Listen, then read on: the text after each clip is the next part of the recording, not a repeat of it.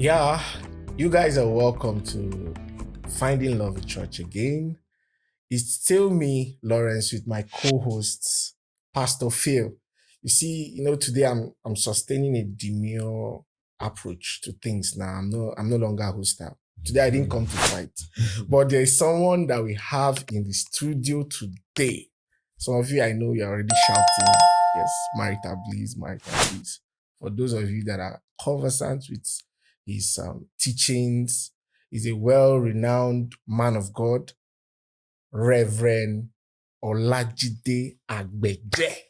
We have him in the studio today. So you can, clap. But not to waste your time. Sir, you're welcome to the studio. No, thank you for having me. Yes, sir, you're welcome to the studio. So without wasting much time, Pastor Phil, I don't know. Yes. You see? Yes, it's an honor to have such a revered personality in the studio this morning. Yes. And like a lot of things are actually interesting about him. He's been married for about 14 years, if I'm correct. Yeah. And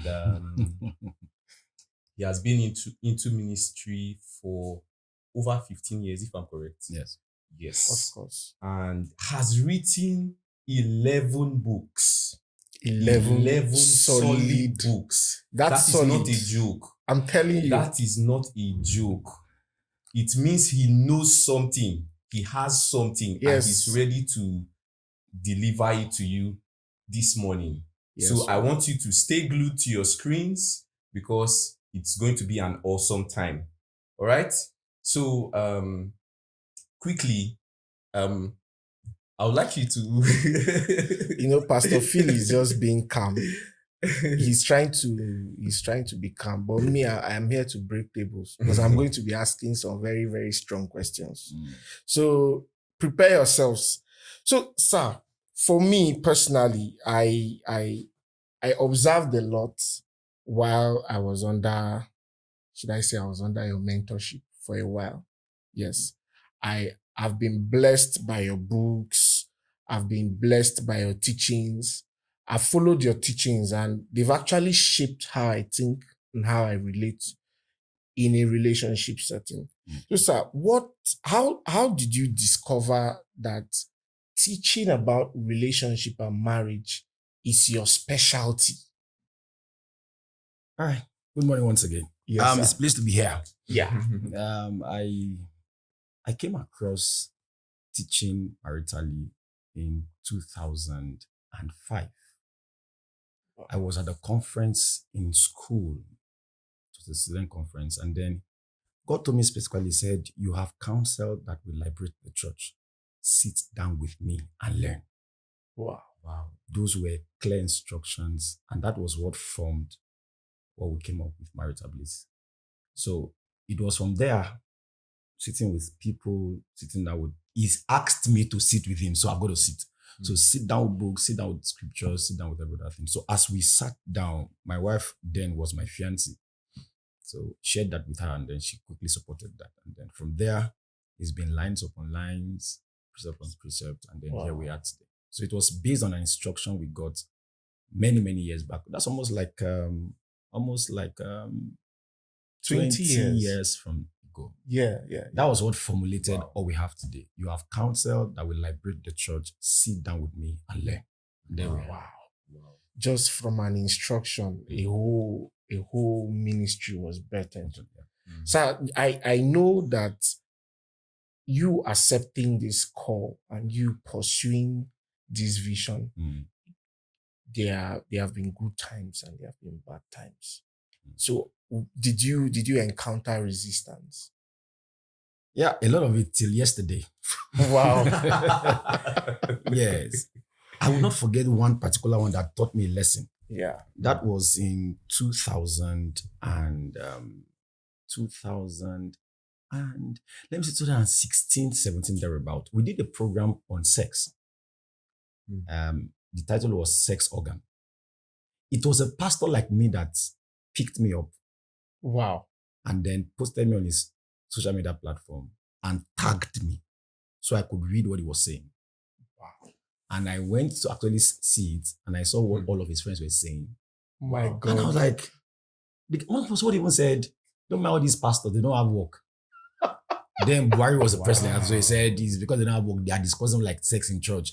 They should have gone and discussed, the church is becoming polluted. And I'm like, a pastor would do that to me. But you know, the good news about it was that I met that same pastor one day at the program. I began to apologize. I said, you're talking to me now personally, but you dragged me on social media. Would you now go back to social media and tell them that what you said was wrong? He just Wow. hugged me and he laughed and he walked away. Wow. Because he believed that you don't discuss sex matters in church. And I'm like, no, we will talk about it in church. Yes. The church is where we have most of the wrong perspective, wrong experiences, terrible acts. And I'm like, we did it for 1 year. It was a 1 year campaign. And then I had pastors who dragged me and said, why do you come to church? Why are you talking about this thing like that? In fact, the title of the program was sex organ. I was like, we want to talk about breast. It's not breast. Come for the program and see what we're talking about. Unfortunately for them, the sex organ that time was the mind. Wow. Yes, that was the mind. That's your greatest sex organ, the mind. Bible says, as a man thinks in his heart, so is he. Yeah, even the scripture says that if you look unto a woman and you lust after her in your heart, you have committed the act already. It was when other people came, very nice program. So we've had a couple of stuff like that. Wow. We've had a good testimonies to people saying, please come and all of that. Like I'm in Kaduna because of a program. And it's all about marital stuff. Yes. So it's and been up and down and then. I had to steal him. you needed to see how I penetrated. Honestly, it was awesome. Yes, sir. So, sir, with the current happenings in church, seen a lot of ministers like Doug, Howard Mills, they've been writing books, trying to teach the church about sex, about marriage, trying to bring the right perspectives into the church, so that the church will start inculcating this perspective. Yeah. They'll start teaching it, because there is no better place to learn about sex, relationship, and marriage than the church. Because a lot of wrong perspectives has come in and it has done us more harm than good. It has really broken homes. Even pastors are victims of wrong teachings. So, sir, like, I don't know, how many books have you written? Okay. I've written, the 11th one was released this morning. Wow. I wrote a book titled Sex is Sweet. Let's Yes. talk about it. Yes, I was going to talk about that book. I was going to Because, also yes, ask. I was going to talk about that book. So what inspired that book specifically? So far, that book is the most heaviest book I've written so far. That's about Wow. almost 300 pages. Wow. Somebody said the book, he called it the Encyclopedia of Sex. Kaboyama. Now, that book was a 4 years old research. So I had to write that again to correct impressions. Number two, I had to write that book again to tell people that sex is not what you think it is. Number three is that based on the experience I've had on the field, I've discovered that people don't really know exactly what is this sex thing all about. And I said, okay, let's put everything in the book. I've had seasons where I taught people about that. I said, okay, let's write in a book where even though I'm not teaching, the book can go around and all of that. So I wanted to correct impressions, and I think I did.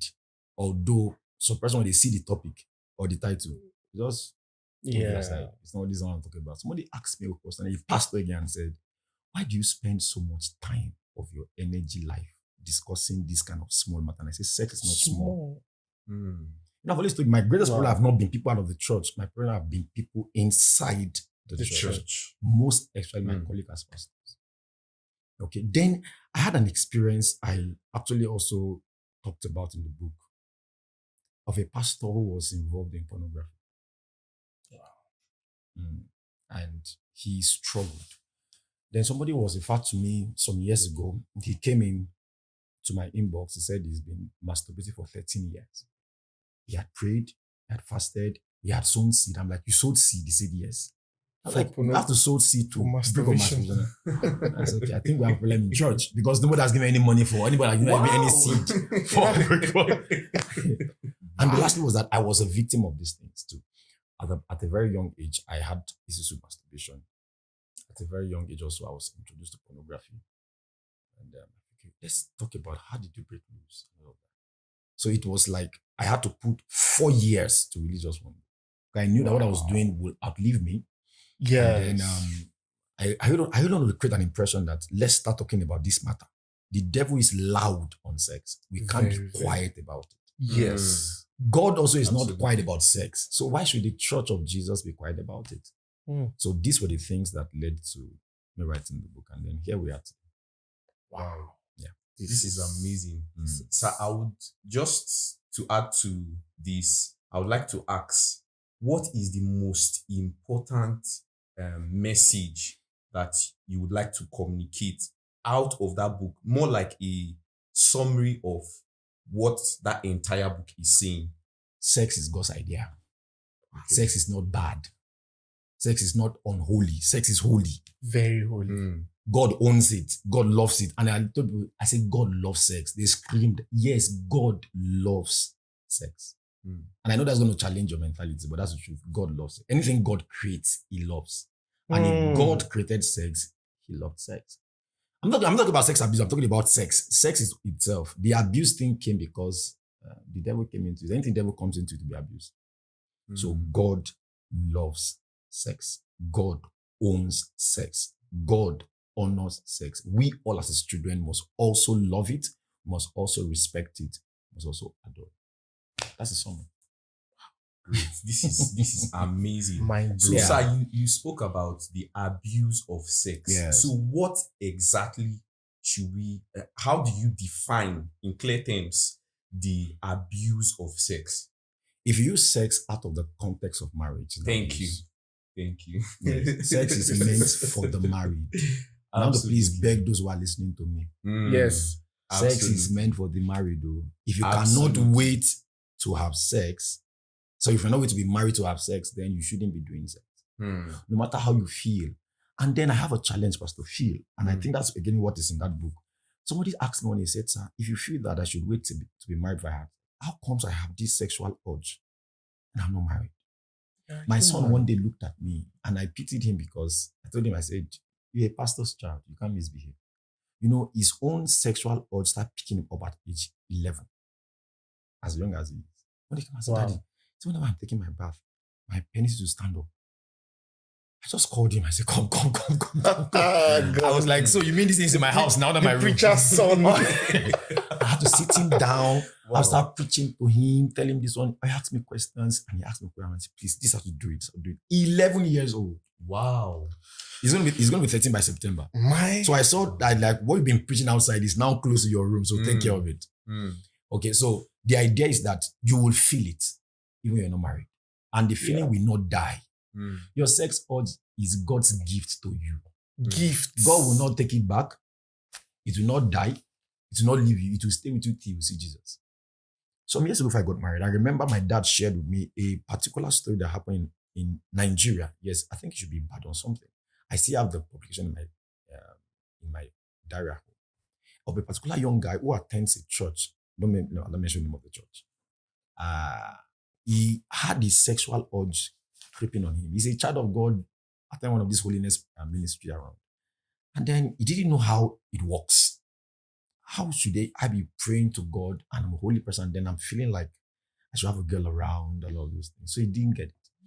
He was struggling. And the one day went to church and the pastor preached on a sermon, Matthew chapter 6, if your right eye causes to sin, he says, plug it off. My God. My God. It is better to go to heaven with just one eye than go there with two eyes. For him, he felt that was Rema word. Wow. So he went He out. went back home. I have the newspaper in my house. If I And- said I would get it out. My He- God. Lawrence, he went to the house, locked his door, he cried, and he picked a knife and he chopped off his penis. Goodness. If I was told, I may argue, but I have the newspaper in my house. I can just read the newspaper. Early 2000. Goodness. That guy I'm talking to today is prickless. And I would advise anybody in church to marry him because he was stupid. Yes. Even if he convert, I'll tell you, the guy no gets penis. Yes. So even if you say, I prayed is the one, I'll tell you, you're going to marry a Prayed. guy who is prickless. So, except the miracle will happen before me. Definitely. And then some miracles will have to happen before you enter marriage. You Of- can't, Mm. this happens for So if it you doesn't are happen coming now, there. forget about it. Mm. Because a lot of deception in church today. Maybe you know, one of the reasons I came here is because I loved the topic you told me about finding love in church. I love the church a lot. But there are too many wrong things in church. Sincerely speaking. Most of my books are written strictly for people in the church. If you're not part of the church, you won't understand what I'm writing. Of course. So when you told me, Lord, I said, no. I'm even thinking of writing a book on that self too. Finding love in the church. Just put us Sincerely speaking, I'm going to do something like that before the end of the year. Because people are giving up on the church. Exactly, sir. They've told my face, Pastor. Okay, I met a lady 2 weeks ago while I was at home. She told me, she said, I want to marry a child of God. I don't want somebody who is from the church. Where do you now find the person? Where? And the excuse was that my parents were church people, the marriage did not work. The last person I dated was a church person. So I don't want someone that just fears God but doesn't really do church. I'm like, oh my God. She has been served breakfast several times. Yes, sir, and the breakfast was hot. It wasn't cold. Hot. It was chopping on my mouth. We had a guest, I think a month back, and we discussed about finding love in church. And he made open some secrets that the church has lost it. Yeah. And I also told him that the reason why people are afraid of finding love in church is because the relationship and marriages they are seeing in church is failing. Yes. So they just feel that there's no hope. If the church that I'm looking up to, both for spiritual and moral upbringing, is failing, then I don't think that this desire, or should I say, the visions I've had of a good home, I can't find the prototype in church. So, sir, how do we fix these guys? You see, the book I released early this morning, the title of the book is Marriage, Ministry, and Marriage. Ministry and Marriage. I saw the book. A lot of ministers' marriages. And you see, I believe it's an attack. Now, let me tell you why. Okay, sir. Now, if the marriage of a church member fails and the marriage of a minister fails, it will communicate two different impacts. The minister has followers, has members, has sons and daughters in the Lord, has a church, has a global impact. So when that marriage fails, it affects everybody following him. Wow. That's true. The enemy has no little business with the marriage of people who are just casual. I shared in a meeting I had yesterday. Yes. He wants to focus on, let's spoil marriage for the minister so that we can have their followers in our chains. And he's doing a good job. He's doing a good job because, again, is that you care married, my pastor married about 2-3 weeks. In this town, some years ago, we had a singles program at Marital Bliss. John can testify to that. Perhaps he didn't see that in that day. One of the people that came to minister was a prophet. So he finished ministering. I was doing counseling for people, and I saw him was standing aloof. Please, excuse me, let me talk to a man of God. So he walked down. I said, so I want to go home. He said, Pastor, I know if you go also. Yeah. I said, why? He said, because his wife. I said, please. He sat down. When he began to talk, I had no choice to ask him to please ask his wife to come. His wife slaps him as a pastor. Wow. In this town, we had the program, the billboard were everywhere. You know, the wife didn't like to attend that program. They were calling me in this town. When he said he's coming, the wife locked the door. He didn't go anywhere to the program ended. Wow. And then I asked her, please, let me see your wife. And the woman came. She spoke for 2 hours. She was confirming everything the man was talking about. And I saw how the man's followers, his ministry was tampered. He's standing up, but I can tell you he went through a lot. Wow. So people come to church, they want to see marriages are working. Come to church, this marriage are challenging. So from ministers. So we need to do a lot. Most ministers also enter, like I told people who are close to me, do you even need a marriage as a first place? You should ask a question about ministers. Do you need marriage? Many of our guys who are in marriage do not need marriage. With all due respect to my minister colleagues, many of them don't need marriage. What they need is just maybe a girl that will cook for them, woman that will give a child, and that's all. Because they put people into marriage, and at the end of the day, they are not even there for the person. So people don't envy them. Do you know our sisters don't want to marry pastors? Yes. I've had a lot of experience with that. Once you hear a pastor, man, they will give you these cold shoulders. Because they believe that pastors don't have time, pastors don't love their wives, pastors are not romantic. They are not romantic. And I say, come and look at people like us. Ah, We sabi this thing. the stallion is here. He's there. You can be spiritual and be romantic. It's not Of easy. You can't be. course. This thing is not hard. Just sit down and learn what you need to learn. The best marriage should be from the church. But I'm Yes. surprised we have a lot. So when you see what Dr. Nature is doing, sometimes keep wondering, how does it get here? See what Agbeje is doing, keep wondering, how did these guys have gone so far? But that's what we're coming behind. We have a lot of work to do. A lot of work to do. So I think we need to start doing something that has to do with reorienting our people. Teachings along this line must be done. Like as a pastor, I teach singles every 2 or 3 months. I do marriage seminars in my own church. I can't be doing outside and leave my own church. So in my own church, we do it very well. We do talk about money, talk about sex, even in church, talk about finances, talk about children, like I did about children yesterday, because people need to be aware. The wrong information is going around. Let's do a correction. We need to teach more and tell our people that we can do better. Sir, this is very profound. And as you were speaking, just before you ended, you said something about money. Yes. And I know that in a marriage setting, even from the very cradle in relationship or courtship, money or finances has a very big role to play. Very, Very key role. So, sir, I want to ask a very this question. I know people will come for me, but no problem. Sir, is it a requirement before getting married that you need to have a certain amount of money for you to be able to get married? Lawrence, your question is actually very profound. Yes. Anyway, if you ask me from my own experience, it's very, very brutal. Oh my God. I got married with a salary of 11,000. Wow. Wow. I know very well that if I'm going to marry now, nobody will marry me. So I'm happy I married 14 years ago. What? No, but did you believe I was planning a wedding? I didn't have a house. Wow. Wow. Wow. Again, no woman today will marry me if I was like you. Wow. The first house I lived in my life that was mine was 3 days to my wedding. Let me breathe. Let me breathe. So people can say all they want to say, but see, Like, you mean a lady has so much. you heard me right. I wish I brought her here. I'm telling you, I really wish. She never pressured me once. People have come and said, "Are you sure this guy didn't deceive you because we're all in church together? Are you sure this guy didn't lie to you?" I said, "Lie to you where? I didn't have the house." Okay, let me tell you something. So I stood, wedding has been fixed. So I stood one day. Oh, before that event, there was something was here. We finished our introduction. And then my parents were supposed to sit down with her parents to pick a wedding date. After the introduction, my in-law said I should go and call my parents, come and sit down. I looked for them, I didn't see them. They had gone. I picked my phone and looked, Dad, where are you? Said, I've come home. I'm supposed to have a meeting now. Say, no, you can't do that meeting. No.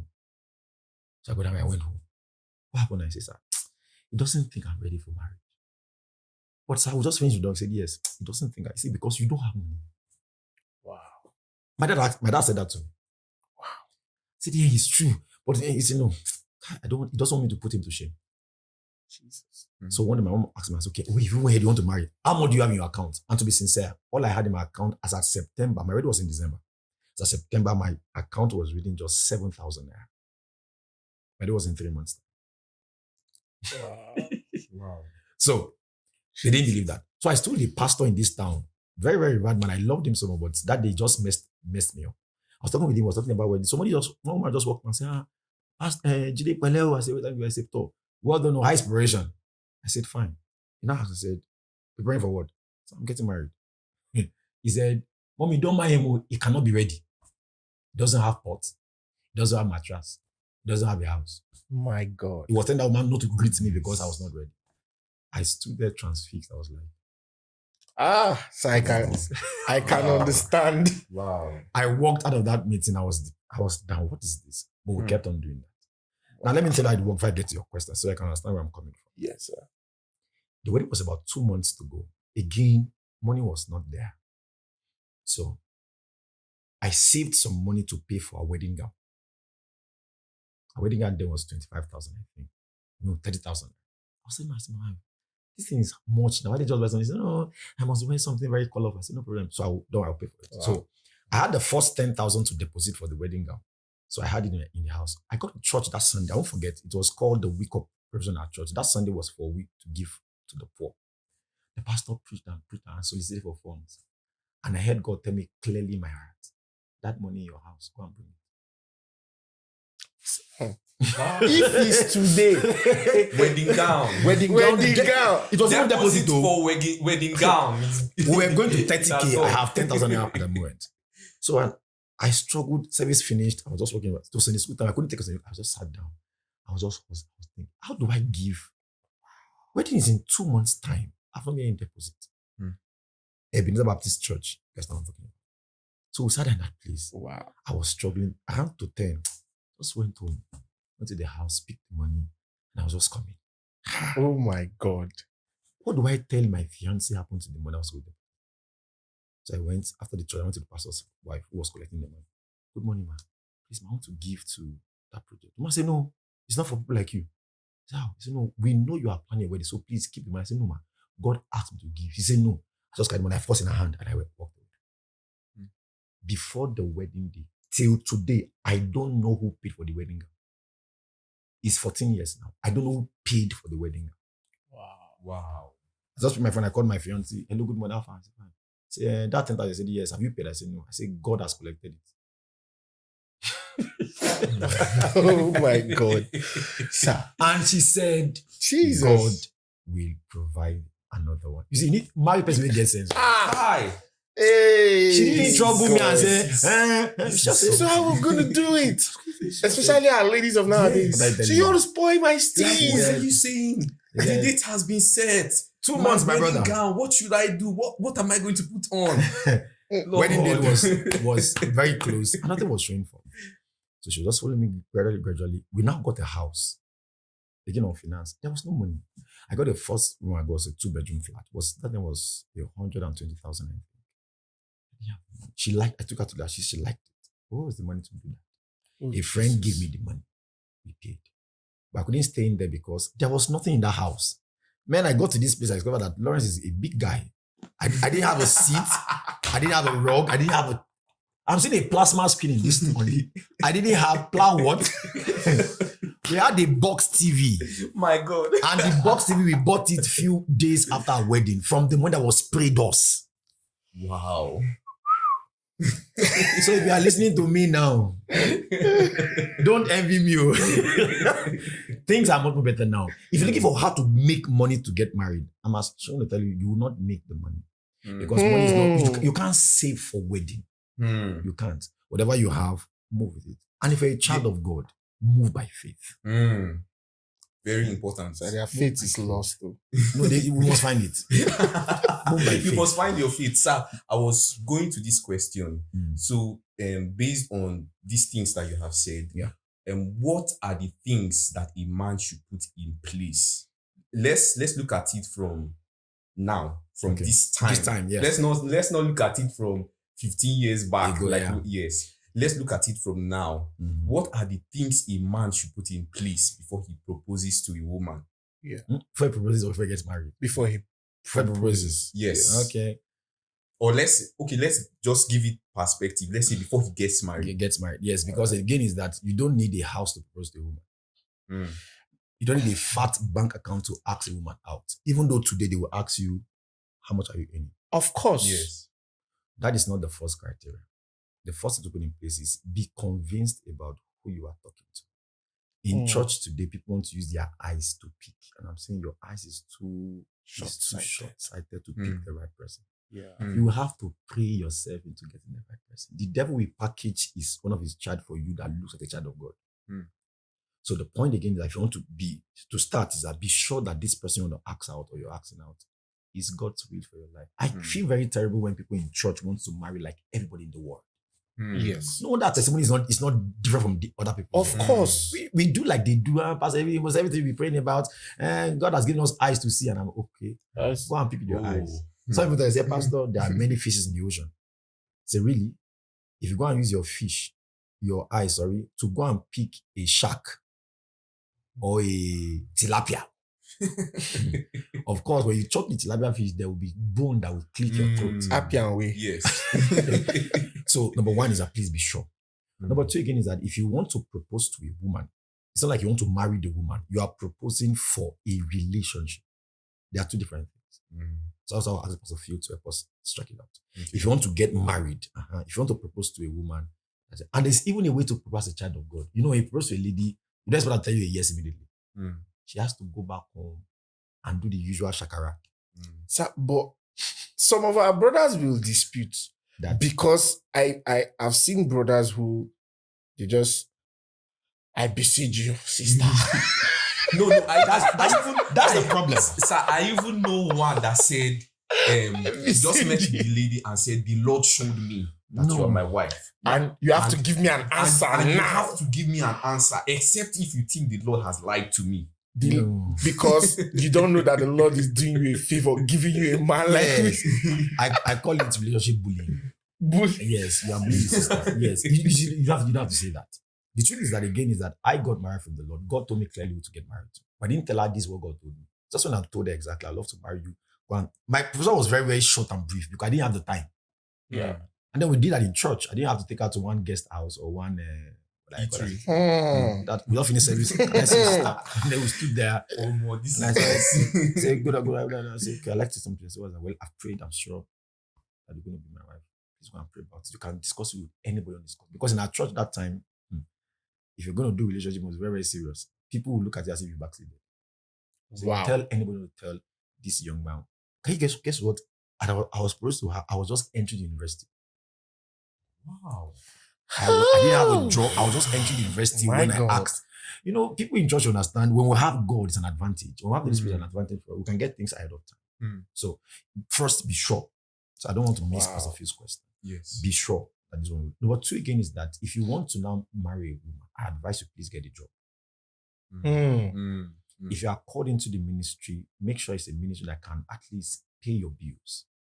Because I've seen a couple of people that into ministry, there is no stipends from anywhere. And they say that, no lady today will want to marry you. It will be a struggle. So let's make it easy for the sisters to get something doing.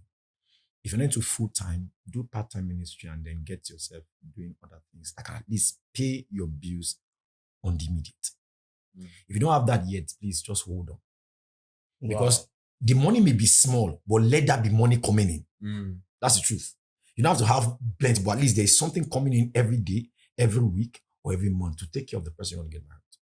Our sisters also have to be taught not to be looking for people that have several hundred of thousands in their accounts. Yes. So then, but to have a house you are living in. My own case was exceptional. I don't know how it got to that point, but today I tell people, please get a place where you can call your own. It doesn't have to be as big as any other. Make sure it's a place that can take two people. Because marriage is about two of you. No family member, no cousin, no uncle. It's just for the two of you. A place that can take just the two of you. And please start small. It is what starts small that grows. If you start big, you can't blow. You have to be going line upon lines, precept upon precept. So if you can do that, then number three again is that have a plan. When do you want to get married? Maybe in courtship, they never have a date. We're just friends. It's 2 years. We're just friends. It's 3 years. We'll soon be married. It's 4 years. So how long is too long? How long is too long? Mine was long. Mine was at 6 years of courtship. Wow. And it's really simply because she told me she will not get married to me until she's done with school. I had to wait. Wow. If you ask me, I'll tell you, do a year or two and you're done. You don't feel no person finish. Of course. Whatever you know in courtship will end in courtship. You now know the real person in marriage. True. And that one, no counseling can do for you. No matter how smart you are. The guy, everybody in marriage will change you. Yes. Wow. Nobody that will not change in marriage. You will change, either good or bad. You shall will change. Yes. Because marriage has its own different atmosphere. Courtship is one. But funny thing is that, Pastor Phil, is that people get married and they've forgotten they've gotten married. They thought they are still courting. Because these two institutions, let me call it institutions, yes, they have different atmospheres. This is how you behave in courtship. If you try it in marriage, it will scatter. Wow. Give an example. Your guy didn't call you. You're hungry. He didn't call me. He will not call you in marriage.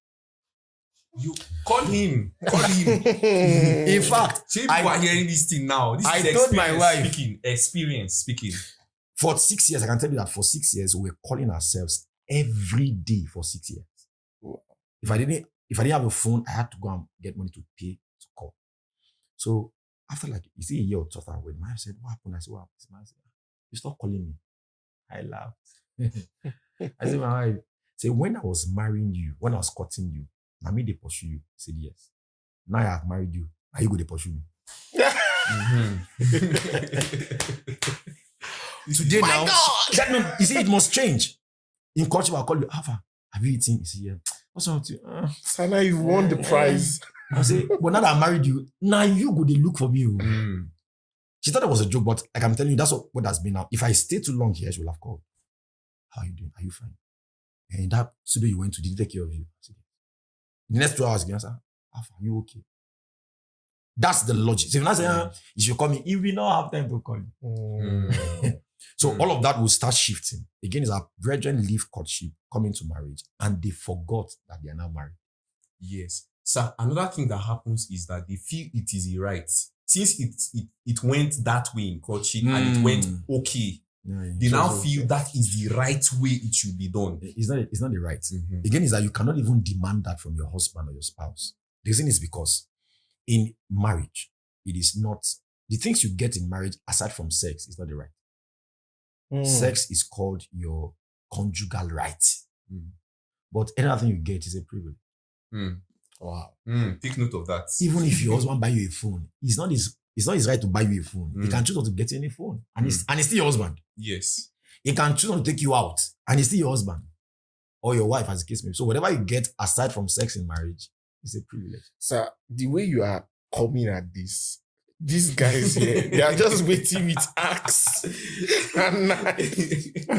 Because they must hear the truth. Sir, some people believe, some ladies, let me be particular, they believe that getting married to a man, he automatically assumes a fatherly role to provide even down to their panties. Yeah, that is like that. And they don't think that they should take responsibility for anything that pertains to them living, maybe groceries, their underwears. They just believe that the man is supposed to take care of everything. They don't think that they have a role to play. So if you are saying that the only right a lady has in marriage is your conjugal right, which is sex. Right, which is sex. Yeah. My God. So, sir, are you now trying to say that if a lady, maybe she gets to a point where she is no longer comfortable in the marriage because the man on his own side, he's not sensitive enough to detect, okay, she has needs here. Needs here. He's not emotionally intelligent to detect these needs. If she complains and it leads into an issue that maybe causes problems and that problem persists for a long time, does she have the rights? Does that give grounds for her to leave the marriage? First, let me answer your question from the bottom. From the bottom. You do not have the rights. any rights yes. to leave your marriage. Now. Shebi una dey here now. Now let me be brutal here, and I want to please be beg my audience to just hear me out a little bit. The only reason why the scriptures approve that you should divorce your wife is on the platform of sexual immorality. Yes. In fact, can I be blunt a little bit? Even if the man is beating you, it's not a criteria. My God. I can't find it in the scriptures that says if a man beats you, divorce him. All I saw in the Bible is that if a man catches his wife with another person, he can divorce her and then give her a bill of divorcement. But again, there's a condition. You will have to remain unmarried for the rest of your life. But this guy is punishing me. I want to leave him. It's not in the Bible. Wow. The guy is beating me, slapping me. It's not in the Bible. Wow. So if you want to be a child of God, be a child of God to the latter. All this one. So if we should also tell our guys, Wow. our men, please be also sensitive to the need of your wives. Our husbands today, our guys today are too crude. Very crude, sir. Very crude. And I think it's unfair. Some people don't even know how to take a lady out. And I think it's also not good in church.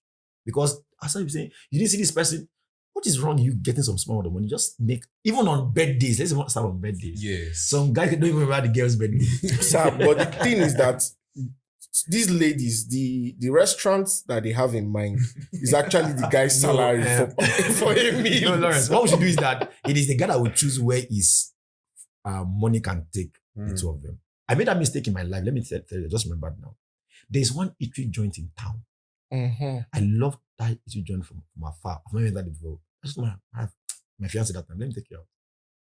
She said, I used her because she knows all I was going. No, let's just go and eat out now. So we went there. We got there. Then I asked for the list. He showed it to me. I gave my, please pick anything you want. I looked at him and said, are you serious? I said, yes, just pick anything.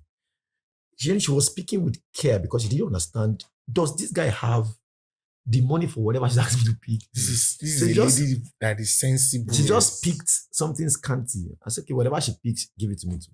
So they went and did everything. And then they brought the price, the amount for what we ate. And I had only half of the money in my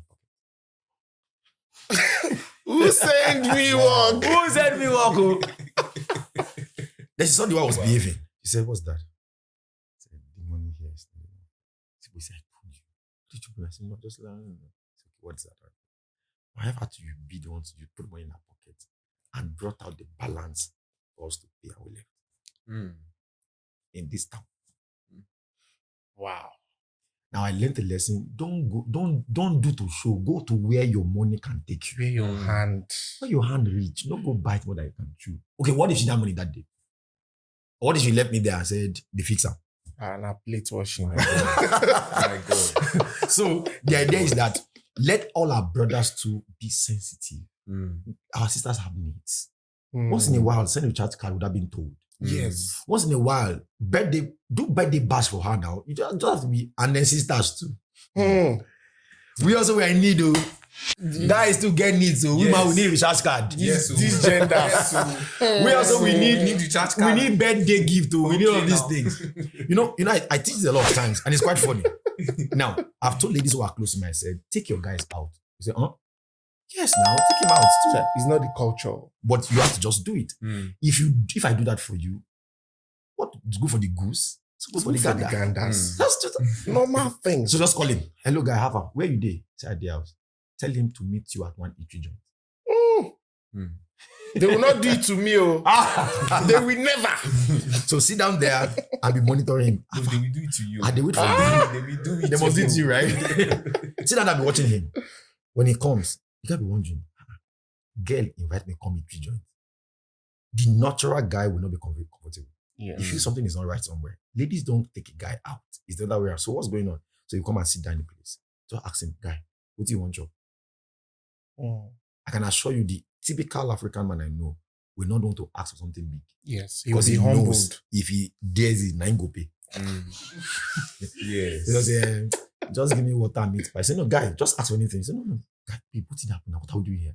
Give me just water and meat pie. Okay, waiter, please give us 2 bottles of water and 2 meat pies. I say, ladies, as he's eating, you look at his face, he will never be comfortable. He will just be more like, you are giving away too much. what is going on here? You are giving away too much. Just with him a little bit and tell him, okay, let's be going home. Then escort him to the gate. Stop a bike for him and pay his fare. Tell him to give him the change. Hey. Wow. The next 2 hours, look at his WhatsApp status. You will see wonders shall never end. Because it's not done anywhere. Yes. So why can't our sisters too take our guys out? Break the norm. Why can't you just, on his birthday, all he sent to you was happy birthday. On your own, it was on his status, it was on his Facebook page. He came to your house, gave you, and it's now his own turn. Everybody are going to sleep. We must strike a balance. As a man has a need, so the woman has a need. Yeah. Let's be people that are sensitive to our needs. Husbands must do that. Singles too. Guys, please, I want to beg you. If you have a girl in your life, please be sensitive to her needs. Sometimes go to the house. If it's that she needs to do something, just do it for her and just be there. Our brothers must not only quote scriptures. Back to what Pastor Phil was talking about. You see, you can't talk to a lady and tell her that God told you you are his wife or you are her husband. Don't do that. It was you that God told. You have Yes. heard. Go and tell her how you feel about her. Mm. God told you. Go and tell her how you feel. What God told you is for you. It's not It's for her. for you. Yes. Leave her not to now go and take her time to think about it, to pray about. Of course, a child of God must pray about it. And all that. Me, I'm convinced. Me, I've prayed. You'll be my wife. Go and think and go and pray. Professor, it's not going to be a long story. If I don't even quote Genesis chapter 3, you don't even need it. There's one on campus that time we went and proposed to a lady, and the guy just, I've already told them on campus, I was a campus person. I said, if you're going to ask a lady out, don't go with your Bible. Spirit Coco Brothers. I don't even get it. Because this guy How would went, you go with the Bible? he went there, a familiar of the church, now, it's very funny. He went cuted. In the Again, spirit. he must impress the lady. So he got to the girl's hostel, he knocked. Brother, are you fine? The guy's name is Anointed Cletus. Cabo Yamana. That was his name. That was his name. So, brother, Anointed, how is he fine? The guy sat down. What do I have? He said, don't worry, I'm fine. I want to see you. So please, can you come and sit down? The lady sat down. I said, please, can you carry your Bible? What? So she went and carried it and sat down. So let us pray. And they prayed. Say, please, can you open the book of Genesis chapter 2? Who does not know who is in that book? What's in that book? We all know. The lady sat down and the guy preached and said, this is Full sermon. When he now finished, he now said, sister, I want to tell you that God has told me that you're my wife. The lady laughed. I said, brother, Anointed, I'm engaged. Oh my God. He now told her, I said, so what should I do? I said, how could you ask her? Go home. Go home. Brother They go Anointed. Clay to They go house. Oh my God. So you don't have to do all of that. Because again, is that the lady wants to see your real shape. Yes. Tell her how much you care about her. And some other guys, I should add this to person feel that they tell a lady they want to marry her and you leave her alone. You must be around though. To guard your property. You do call it, you do chat, how you doing? Not to police up and down. Just once in a while, check up on her, how you doing? Fine. Are you okay? Fine. I just have to check up on you. Fine. Once in a while, if you sit on the road, if you have a car, can I take you out? They always do shakarana, it's normal. Of course now. Peacocks. So if you can do all of that, the lady is safe that he's a child of God, but he has my interest at heart. I just want to be sure that if I marry this young man, I will not be lost while I'm married to her. Becoming wow. Yes. So, So, Pastor, you spoke very, very profoundly about the criteria that leads to a divorce. And yes. you specifically mentioned about sex, like sexual immorality. Yes. Sexual immorality. Yes. Yes. So this actually means that as people in a relationship, they should actually do their due diligence. Because even if he's beating you, if you enter, you should have done your due diligence before you even got married to that person. Yes. So I would like for you to just throw a little bit more light on that, on the aspect now of relationship. And I due also want diligence to in the add aspect to of that. relationship. Yes. So does even with what he has said, does that mean that okay, let me come from this point. If at all you have done your due diligence and you found out this person is actually the right person, but maybe along the line in marriage this person changed, maybe because of circumstances or something or events, because we know that there's a way life comes at you, and if you are not prepared and the devil steps in, some of your foundation can be rocked, and that's which you hold on to, you can let loose. Is it possible for someone to separate without divorce? Yes, you can separate that divorce. It's very possible. And I'll give the thin line between that and divorce. Okay, sir. Now, the idea of where you're in courtship or where you're in relationship, the book I released when I was 40, that was last year. The title is Hold On Just Before You Enter Marriage. I talked about do a background check of the person you want to marry. You cannot separate a man or a woman from where he or she is coming from. You can't. You met him just a few months ago. there's who he has been for the past 15, 20, 30 years. Mm. Your few months can't just come and do a magic. You need to know Yes. exactly who is this young man, who are his parents, where is he coming from, all of that. Mm. Now, if you now get to the marriage and discover that this particular person has changed, which of course I told you, people will change.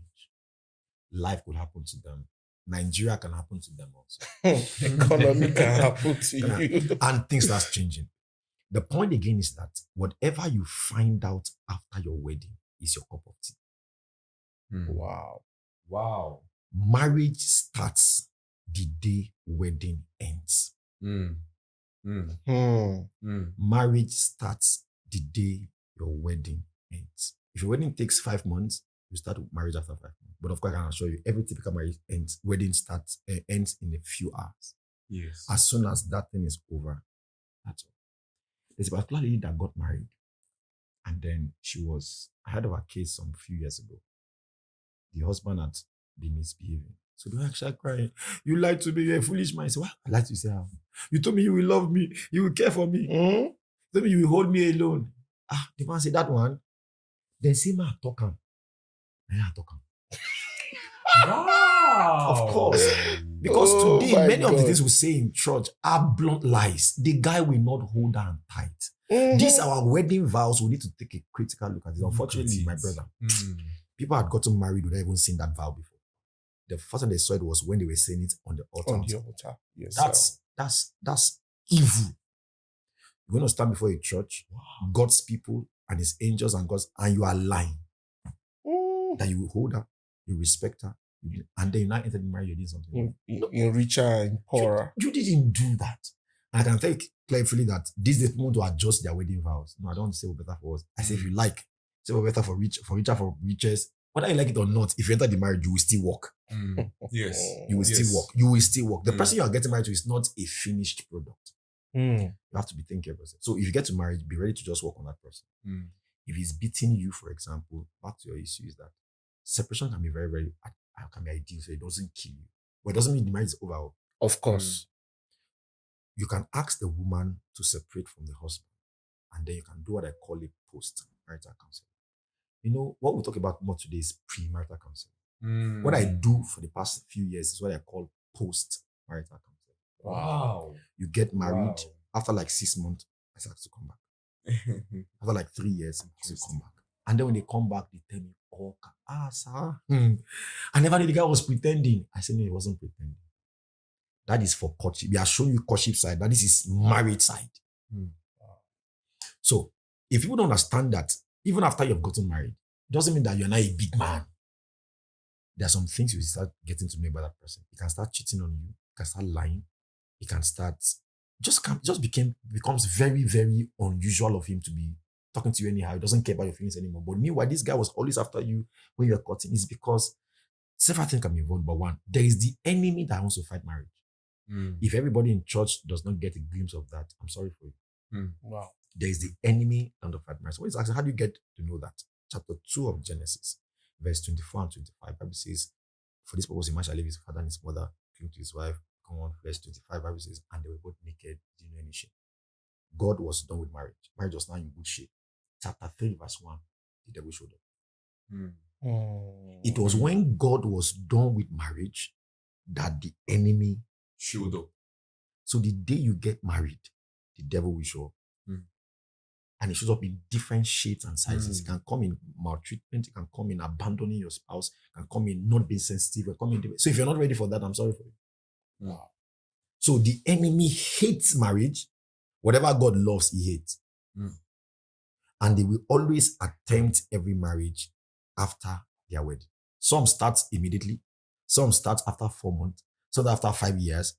If you have heard about this woman called, don't let me spare, the richest woman in the world in Africa, her name is quite popular on the social media. She divorced her husband last year.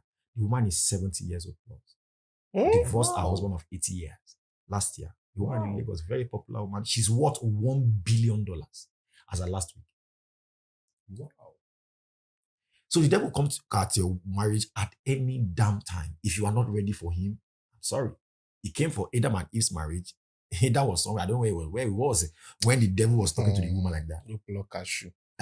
Go block. Somebody said he went to for greener pastures and all that. Okay, let me tell you this. This happened in Delta State. We can relate to your question. The couple had gotten married. They were at the reception venue. It was when I heard about this because I discovered that I counseled couples or intending couples to do their weddings. When it comes to your food, do your food thing together. Don't do husband feed your guest. Wife feed your guest. I've seen that people do like a lot of times. This particular one it didn't work. So the parent, the mother of the groom, their food had finished at the reception, but they had more guests. So when I made the cook for the bride family, I said, please, our food is exhausted. Can you please get us some? The woman says, sorry, ma, I will give you, but please let me go and ask for permission from the bride because we're not employed us. So no problem. So she went and met the bride on the stage. Please, man, your in-law said I should give them food. The woman said, lie. I also have a plan for that food. We have guests coming to the house, so please don't get my food. And she went and made the man say, sorry, sir. The bride said, I shouldn't give you. The woman said, what? She went to the stage and talked to the woman and said, yeah. What did you just say? Mommy, please open. The mother-in-law stood up and gave her a slap. My wife. No, wait, don't judge yet. Of course. Wow. Of course. Before you cut anything short, the lady also slapped the mother-in-law. You remember hot. Wow. If you are close to Delta State, this happened around Delta State. Wow. And then before we could say Jack Robinson, the husband who stood up and slapped the wife. How dare you slap my mom? Hmm. Oh my God. You know that the wedding ended at the reception venue. Because the couples, the groom's parents were saying that we cannot take a girl to our house who beats her mother-in-law. But you know, that was biased judgment. Let's ask mother-in-law too, what is your problem that will make you slap your daughter-in-law? What even gives you the right? What's the meaning of that? No, but it's that daughter-in-law you must have now for you. You know if he turned the other cheek. And then the worst of it all was the guy. You mean you could slap your wife for your mother? For your mother. Oh. That is. It should have just been neutral as the man. Yes. But you know, of course, your guess as good as mine. The marriage ended. That they both went to their separate homes. For me, I said the enemy came for their wedding on their wedding day. Yes. Yes. Food that will eat that food. Mm. So it will come at different shades. Some is abuses. See, men that beat their wives, or it's not really them.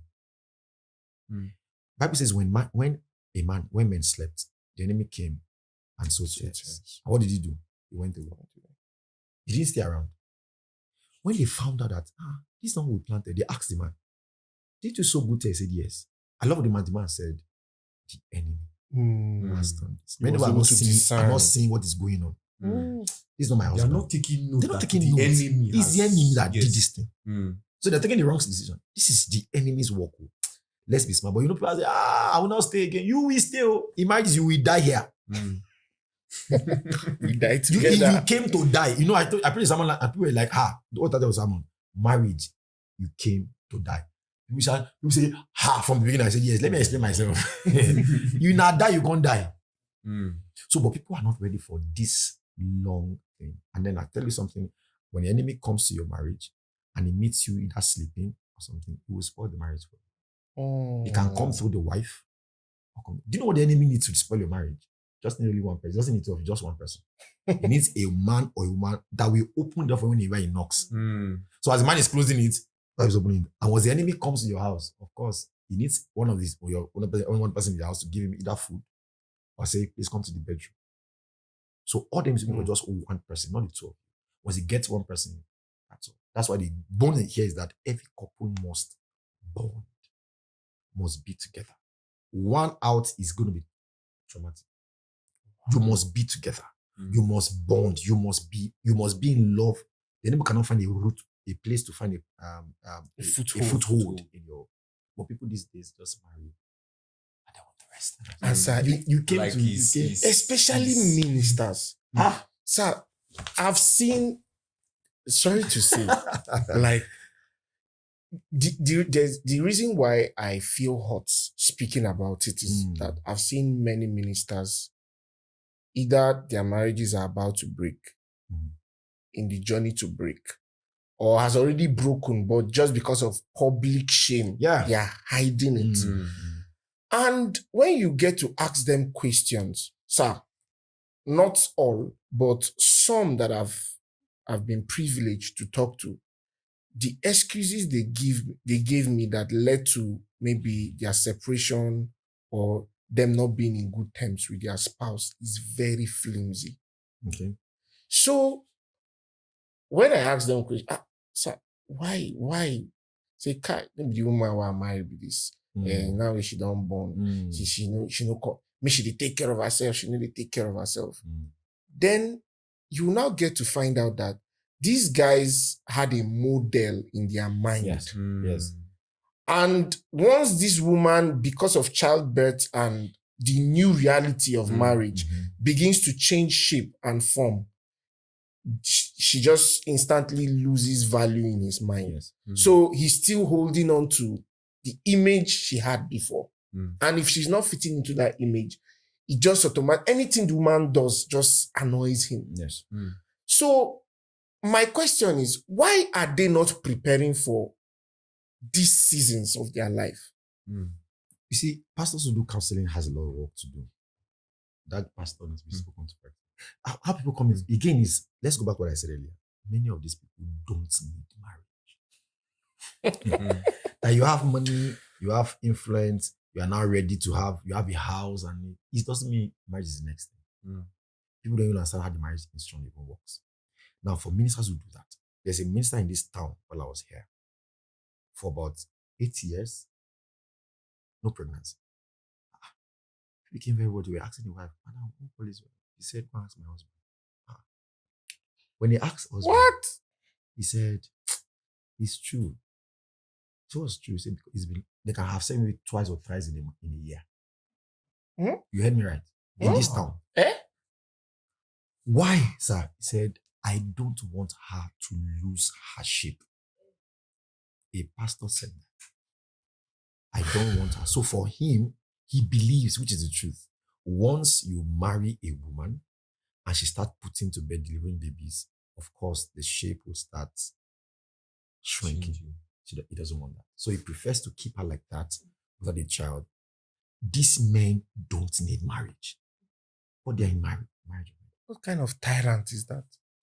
So when a woman gets to that point also, you have to understand that, okay, like one day, it also happened to me. I just remember, you know, can't imagine why woman don't marry. I want a lady who is busty. I want a lady who has. I preached at one singles program one day. It's in Asarawa now. And then as I was ministering, God told me, He said, ask them the kind of spouse they want. So I said, okay, praise the Lord. I just stopped. I said, please, let's pick a paper in our hands. Can you write for me the qualities of the person you want to get married to? So I said, I give us a song. So we're singing. And then when I collected all the papers, just did a random sample, just picked one. And I said, okay, right, I want a guy that will love me alone. Please, wherever you are, there is no guy that can love you alone.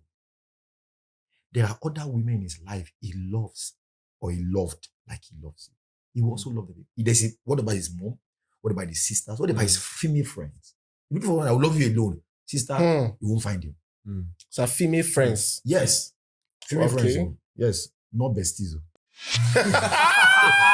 Because that is another one. That's another one. We are coming there. I picked one other one. Only one guy said, I love a lady who has big breasts. And number two, he said, I want a lady that has yam leg. Yam leg. Like the Igbo standard. Guy, you want your palm? What is yam leg? Then I saw that people came into marriage with their different preferences. That is not meant to last. It's not meant to last. It's not meant to last. It's not meant to last. So I married a woman. Those who know my wife was quite busty. So I go to preach, talk to singles, and I'm coming back. I see girls who are beautifully dressed. I said, came one day after I think our second child. Our first child did not suck. After like 2 weeks, he stopped sucking. Wow. Till today, Jide didn't suck for more than 2 weeks. We had this naming ceremony. After we're done, 3 days after the naming ceremony, just stopped sucking his mom's breast. We did all we could. In fact, I had to buy breast pump. I went to the market, but so we extract the breast milk, put for him in the feeder, give it to him. What was this? Took him everywhere. Hospitals, told us that we should go back, he will solve, blah, blah, blah. It wasn't solved. In fact, I remember one particular case, we went to Zaria. One man took us to Zaria and said, there's one traditionalist in Zaria that can help us. So we went there. I was a pastor. I was very, very sad as in, how will I be going to traditionalist? But I needed a solution. So we got there. The woman took us in, asked my wife to remove her dress. So she examined my wife's band and said, no, she knows what is wrong. I should give her some herbs. Once we apply it, the baby will stop. Okay. So we paid 10,000 for 2 bottles of herbs. Salary was how much? Don't forget that I told you 2013. But we paid. I needed a solution. We came home. So we were going to wash the breast with the herbs. She would drink some for 7 days. On the 7th day, we were so anxious. We are fast. On the 7th day, we watched. She drank. The body did not stop. So we left it. It was very hectic. I was traumatized. She was always crying. These are first child. Why would this happen to all those things? Again, that's what things we talked about. So now I had the second child. That one, all the breast that the first one did not suck. Zion came and almost finished everything. My God. This one is.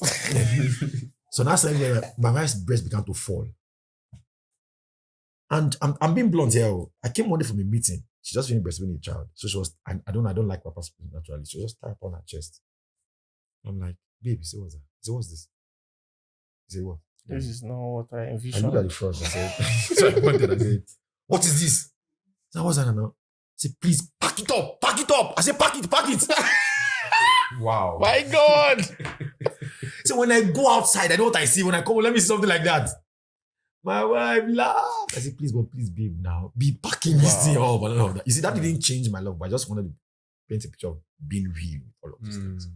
These changes will happen to you at one point or the other. As a man, you can grow fat also. Yes. You don't like your fatness. It affects guys too. Yes. You can be keeping a very clean shave. Get my own feeling. Let me keep some small birds. And doesn't mean you have change. So people should be ready for the change. Yes. It will happen at different for us. Can happen maybe a few months after your wedding. Or okay, what about people that are wearing trousers? Some ladies don't wear trousers before they get married. No, don't wear before they got married. And they got married inside wearing trousers. And the man is complaining. And I asked the question, I said, please, sir, why are you complaining? I don't like it. I said, don't let that threaten your marriage. It's just wearing trousers. As small as it is, that's threatening many people's marriage. It doesn't go back to our skirt, leave your house. Especially the very religious ones. People. No, if you don't want trousers, it's simple. Please, you can have your issues, but please keep the marriage. You can disagree, but keep. But these days, people disagree and scatter the marriage. Disagree and keep your marriage. I remember in this town, sorry, I just reminded, let me say it quickly. Okay. You know, I don't like joining couples that I don't know. Because I don't know who I'm joining. Who will spoil your track record? They will spoil your track record. They will. Not they may. They will. Because when they keep asking you, who joined you now? Tonight that it was eventually that joined you. So, we know him.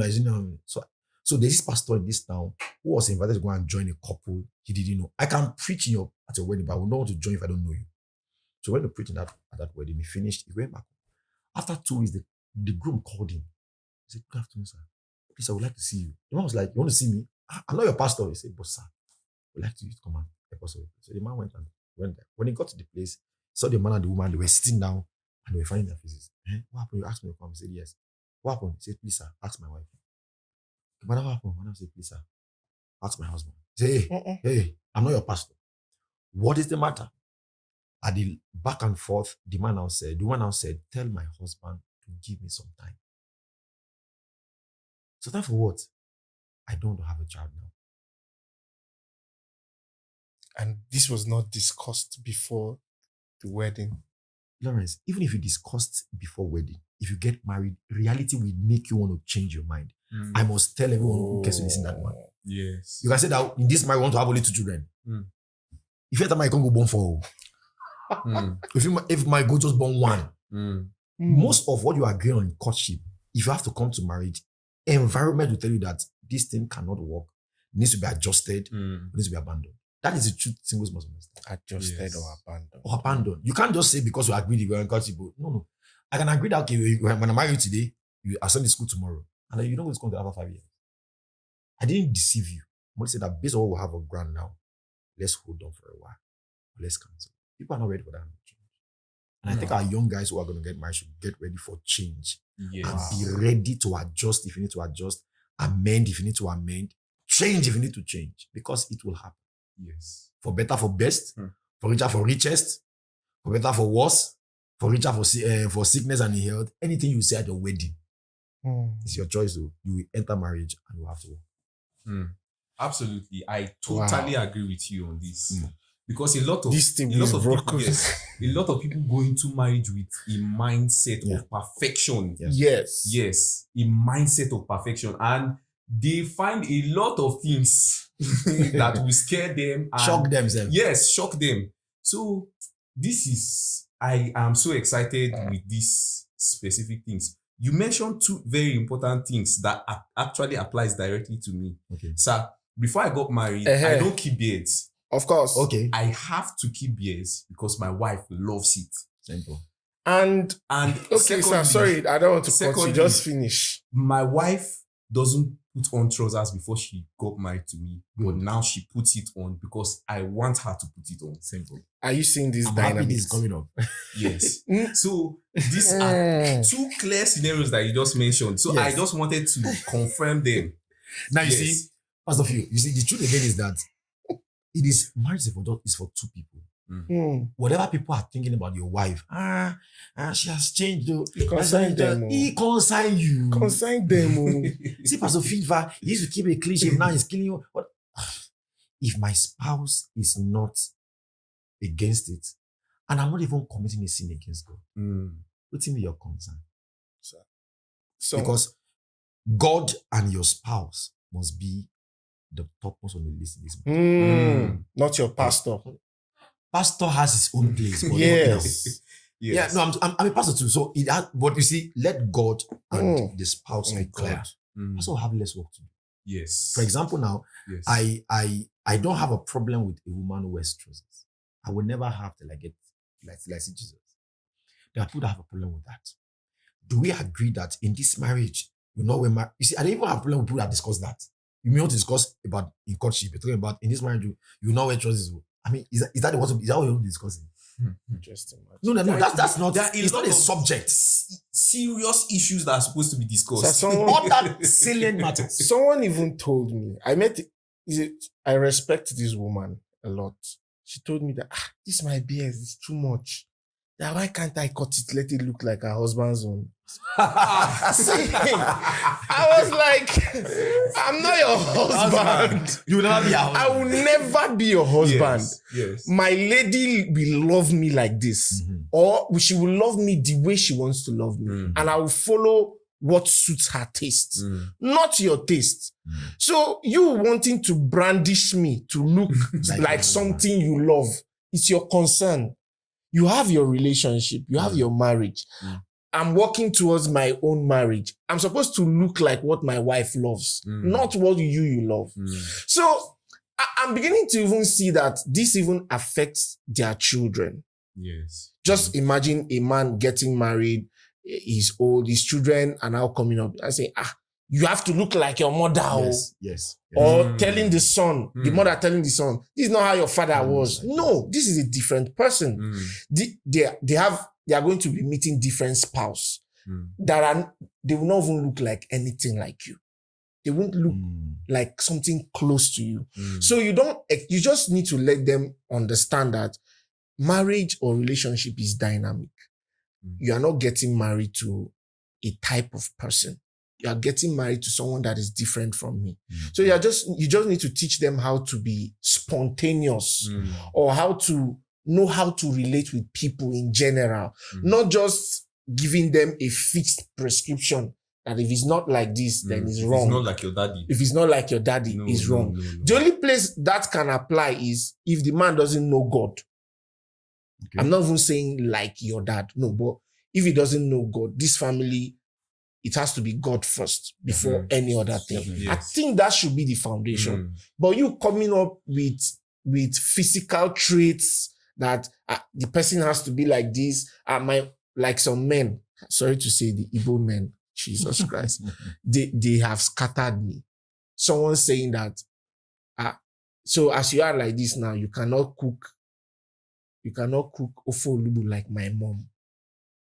If you cannot cook ofo olubu like my mom, that means that I cannot marry you. Meaning, she not being able to cook a particular soup It's now the criteria. is now the criteria of you getting married. See, ladies, if you have someone like that, I think you should run. Seriously, just run. Because that man, I don't think he really wants to get married or he even understands. He does not need marriage. I just told you earlier. He does not need marriage. The man does not need marriage. He just needs a cook. Yes. Yes. And you can get one anywhere. Yes. Of Absolutely, course. it's true. Go anywhere. You see, this is the crux of, you see, when I talk to people, couples and singles alike, I see people who have no business with marriage, who are in marriage already. And I'm like, how did you come to this? How did you get to this place? Now, like you said, how will wearing trousers, keeping heirs or keeping birds destroy a marriage? It does not make sense. These things are several miles apart. Your looks is your looks. The marriage should still remain. Every marriage has a soul. Wow. Every marriage is a living thing. Now, I told them at church yesterday, 3 things about marriage. Number 1, marriage can fail. And I don't know if I have time to explain that. Marriage can die. Number 3, a marriage can be injured. Wow. Number 1, marriage can fail. See, a couple can have a failed marriage and they're still living together. And the marriage already failed.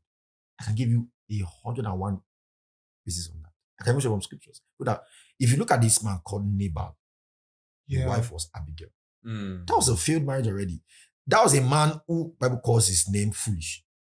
Yes. Wow. Yet he married a woman who was a very wise woman. The woman just them patching the marriage. When people are patching their marriage, let me just stay because of my children. It has failed. I'll have gone. If I go now, my children will suffer. Let me stay. There are people, parents who do that. They are staying. That marriage has failed. They are tired already, but they just find why they're staying. It's a matter of time. The thing will soon blow. Until one day Nabal messed up with David. And then nobody could talk to him because nobody can talk to the man. Even Abigail herself, went behind Nabal to do things for David. When she now came back, met the guy was getting drunk, he left him alone. The following morning, Abigail spoke words to Nabal, and Nabal died after 10 days. And in less than few weeks, he had married David. Yes. Yes. I know. So that's what I was looking for. Let me not look for how to just leave. Mine had failed. Number 2 example was this woman called, we don't even know her name, Job's wife. Chapter 2 of Job. Oh my God God. was just there. The marriage that failed, she was start of the marriage. Curse God and die. Curse God and die. Do you know why I say curse God and die? Because among the Jews, you can't just marry like that until your husband dies. Say, please, oh God, die. Let me remarry. So people can be married and they are just there for just whatever it is. Look for an escape route and they are off. Just by. They are not divorced, but they have failed. Number 2, a marriage can die. That is when it gets to this full-blown divorce. You will beg them, they will not come. Let's settle. Pastor will intervene. You will send your parents. Even if you dare to even send God, they'll tell God to come back. So, Wow. The thing is that they'll be let the pastor come. He doesn't know me. I mean, we've met with people and they're like saying, Pastor, we have heard you. We have heard you. There is nothing you do, she will not go back to that marriage. He will not take her back. Oh, you don't do now, no verse. She will need to answer, I'm sorry. The guy will say, this thing is Pastor, over. take your drink. I've made up my mind. And they'll tell you sincerely. Yes. Very calm and demure. Number 3, a marriage can be injured. This one, the wife offended the husband. I have seen wives that cry. Wow. This one is the most hurting one because a woman can be crying almost every time. Because what the man said to her, she didn't like. And we know women can cry. Yes. Even John knows what I'm talking about. Women can cry. And you see, I spoke to one of my girls, your schoolmate that time. I don't know if you know Mokeni. Yes, I think I do. So I was talking about all this. You know, Mokeni has a way of always, if she wants to express herself, when she wants to wind down, maybe she's something stressed, she just begins cries. to pour. It's not like she's Fountains. sad, but she just feel like when she cries, she'll be better. That's how I've seen people like that. So people can be injured in their marriage. I've seen a couple where for 7 years, there's been a matter they didn't settle. So how have you lived for the past 7 years? Wow. Okay, there's a couple where they don't even greet themselves. They- The man lost his job. He looking for another job. But him as well were not talking. They had issues. If he wants to talk, he talks by writing. If he wants to eat, he has to write. If he wants to wake up, he has to write. Please, I need spaghetti and rice. Put on the table. When the wife comes, if she reads it, she goes to make it, put on the table, and write it there. Food is ready. But they don't talk. They don't talk and they live in the same house.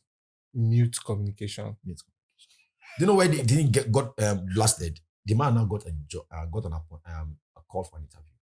But you know, the man loves to sleep.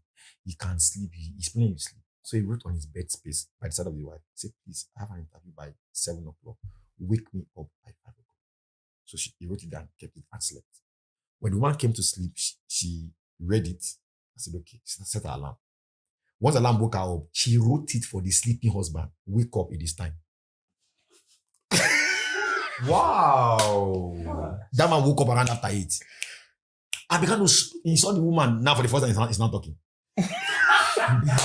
You are wicked. The man said, but I wrote it there now. How will writing wake up when I is sleeping? Wow. But writing has been doing it all along. All along. There's a point you get to, it will not do it. People understand that it has worked now, doesn't mean to work every time. The man lost that job for them have to sit down and check their stuff. So people's marriage have gone through these three different phases, and some are still patching. And I want to beg anybody that is married that is listening to us. You shouldn't patch your marriage. If you need healing in your marriage, seek for help. Talk to your pastor. I pray your pastor is someone that understands, because most pastors don't understand this. Yes. I'm sorry to say, with all due respect to pastors, men don't understand what we're talking about. A man is Lord, though. You have to go and tell him sorry, even when the man is wrong. Okay, I'll tell you a story that each time I say it, I feel like crying, but I can't. I'm not crying. So we have tissue. Because the point is that it's hurting. Again, some people don't need marriage. This man had gotten the wife pregnant. She was about 6 months at that time. And then she does all the household chores. Again, I counsel young people, if you're a man, please don't marry and stop doing chores. Assist your wife. It's not a law, but please just do that for the sake of your wife. And number 2, you must also ask, what is your wife's love language? There's something about So I've been in a place where they say all these things that people think love language. And what's that? That was when I now discovered that this person is coming from a dysfunctional background. You have to check that too. Yes. If your wife's love language is act of service, be ready to hustle, be ready to work for her, be ready to scrub the floor, just because that is what my wife loves. I say, oh Lord, they don't go agree. they go, They have to agree. they have to agree. That's the thing I like that. They have to agree. They have to They don't go agree. agree. So the wife does all the work. So one particular night there was no light. So he loves reading newspaper. He spot newspaper. So he was reading newspaper. So he had to use a candle so he could read properly. It was night. The wife was fetching water. The pregnant woman would go to the compound, fetch water and bring it inside, pour it in the room, and go back again. And the man just there's always newspaper. For him, he feels that was just the man should. At some point, the woman got tired. So she walked into the room and then stood in front of the man to rest with water in her head. Her shadow rested on the newspaper. The man stood up and gave her a slap and said, are you blind? Can't you see your shadow is obstructed by you? With one hand on her head with water, the other hand on her cheeks. She just meandered and left that place, poured the water, went to the room, and began to cry. Wow. Which man does that? But again, when she finished crying, you know what she did? She cleaned her eyes, picked the slippers, went to the parlor, and then she did that and then ran and left her parents' place. Kasongo, Mobali Nanga. Now, this is what I'm going to. Because of the background she was coming from, she was a Yoruba woman. A Yoruba person will not take his or the tobacco. You take it back to your husband's house. They will tell you from your onset. Yes, so you are leaving the house now. We have given you out. Whatever do you dare is your business. So the woman was packaged back to her husband's house. And got broken when he got to the house. They were begging him.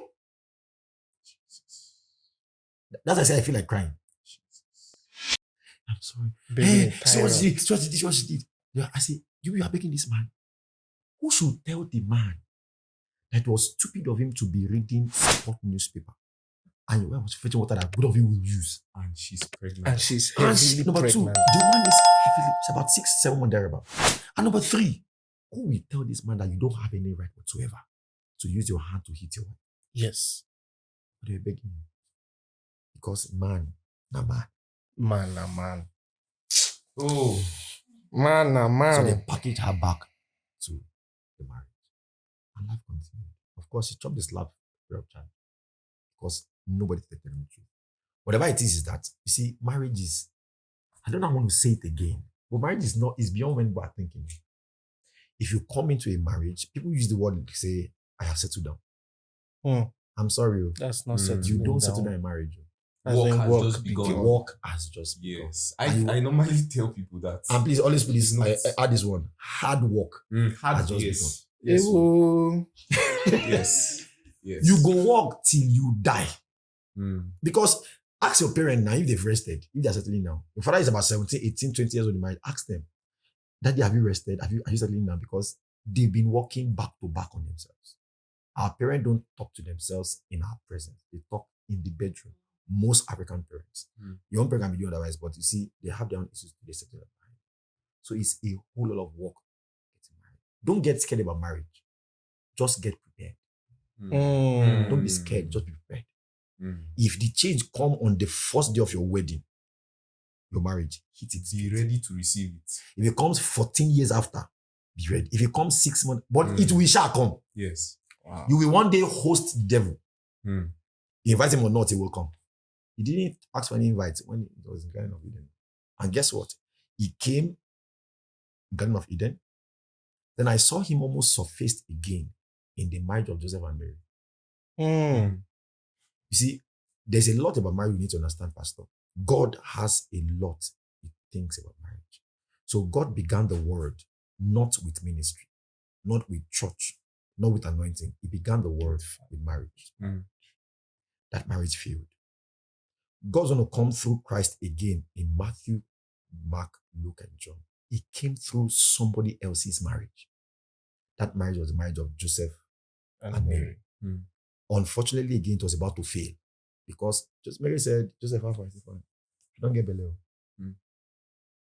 But I don't do anything. How far now? How that come? thing happened? How? I like This Did was you explain, brother Taya? Joseph, brother Joseph. Because Joseph was a brother. This Brother. bro that you know.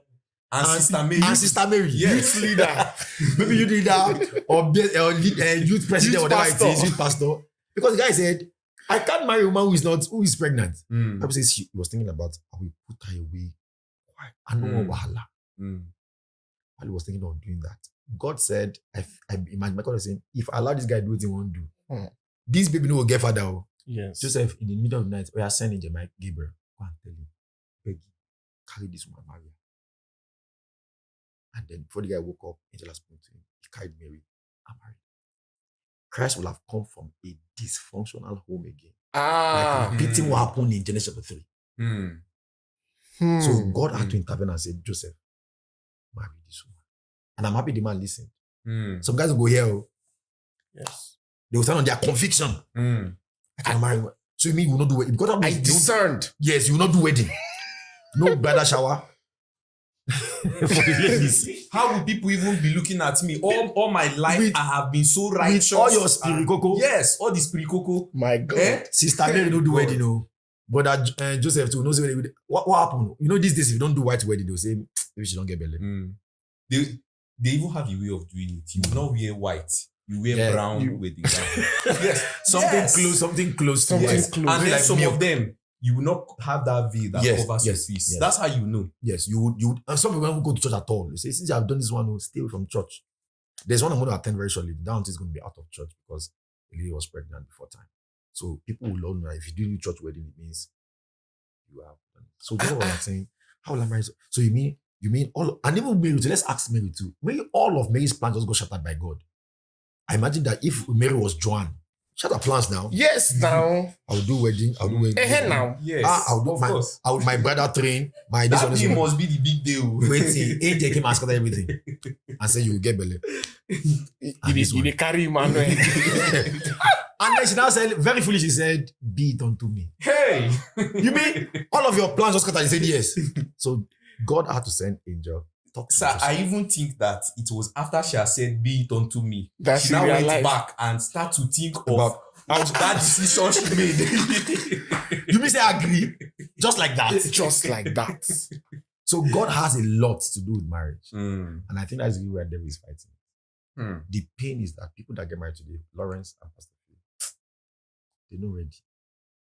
Wow. I attend wedding ceremonies today. God is my witness. I feel that, God, I hope we don't have one marriage that's going to be down. Mm. I have always have that nostalgic feeling. Mm. You sure this is not minus one? Sometimes when I see what they do at the wedding receptions, I'm like, for me, most times it's like a dancing competition. Mm. What I see on Reels, I'm like, you mean this is somebody's a reception party? Sometimes even for me, it's looking much more pornographic in a way. You see the way some girls Sir, do. Even those train, is it bridal train? Yes. They call them. So now it's cleavage now that they are selling. You can go and buy 2.5 on. Are they aware that this guy? Are they aware that after the wedding has ended, Akwanki? Are they aware? If they are aware, I'm not sure they want to be going to do this extra mile. But then maybe someone say, no, sir, it's their day, it's once in a lifetime. I say, you want to do a once in a lifetime thing and then go and get yourself hands on. I feel young people, please, if you're listening to me, please don't beg you. Now walk, you won't come. If you know you need to walk, no marriage. No marriage. I beg. Even if you have age, 35, just wait. Yes. And if you don't need marriage, leave marriage. Mm. You have to be aged. You don't need marriage. I think if we get these things right, we'll be fine. Yeah. Okay, Sir, sorry for cutting you. This thing is getting hot. Yes. I mean, I want to hold It the will pot. usually get hot. What will you say about a man allowing one of the parents to stay in his home while being married for an Or- elongated period of time? Or on the other hand, now Mm-hmm. the couple staying with their parents, either of the couple staying Yes. with the parents after No. marriage. So let's put it this way. So what will you say about a man who got married but didn't leave his father's house? Mhm. Or he's Mhm. now married and his parents are now staying in his house? Both of them. Because I'm wondering how the parents are staying in his house. Okay, there's one in Gala culture. I when I was in Kaduna, the same thing happened. I went to these sisters and I met the eldest brother in the family. I asked, what's going on? He said, no, in their culture, once their father dies, they have a family house, the elder brother moves into the family house to take over. Let's say, what if you have no agree? Say, she must agree. So that thing you are saying now has perhaps destroyed most homes. The wife will say, we now carry us going to stay with family house where there are plenty people because of there are many rooms. If that happens, hope the couple agreed to move. Number two is that if a member of your parents are staying in your house, I understand if your mom is staying in your house, but if your mom and father, I don't understand it. What are you doing there?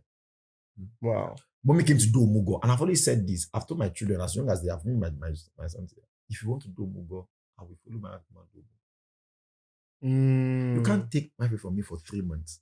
I won't release her to you for 3 months. My son is just 13 years old, but I've told him from now. When she goes for 3 months, what happens to me?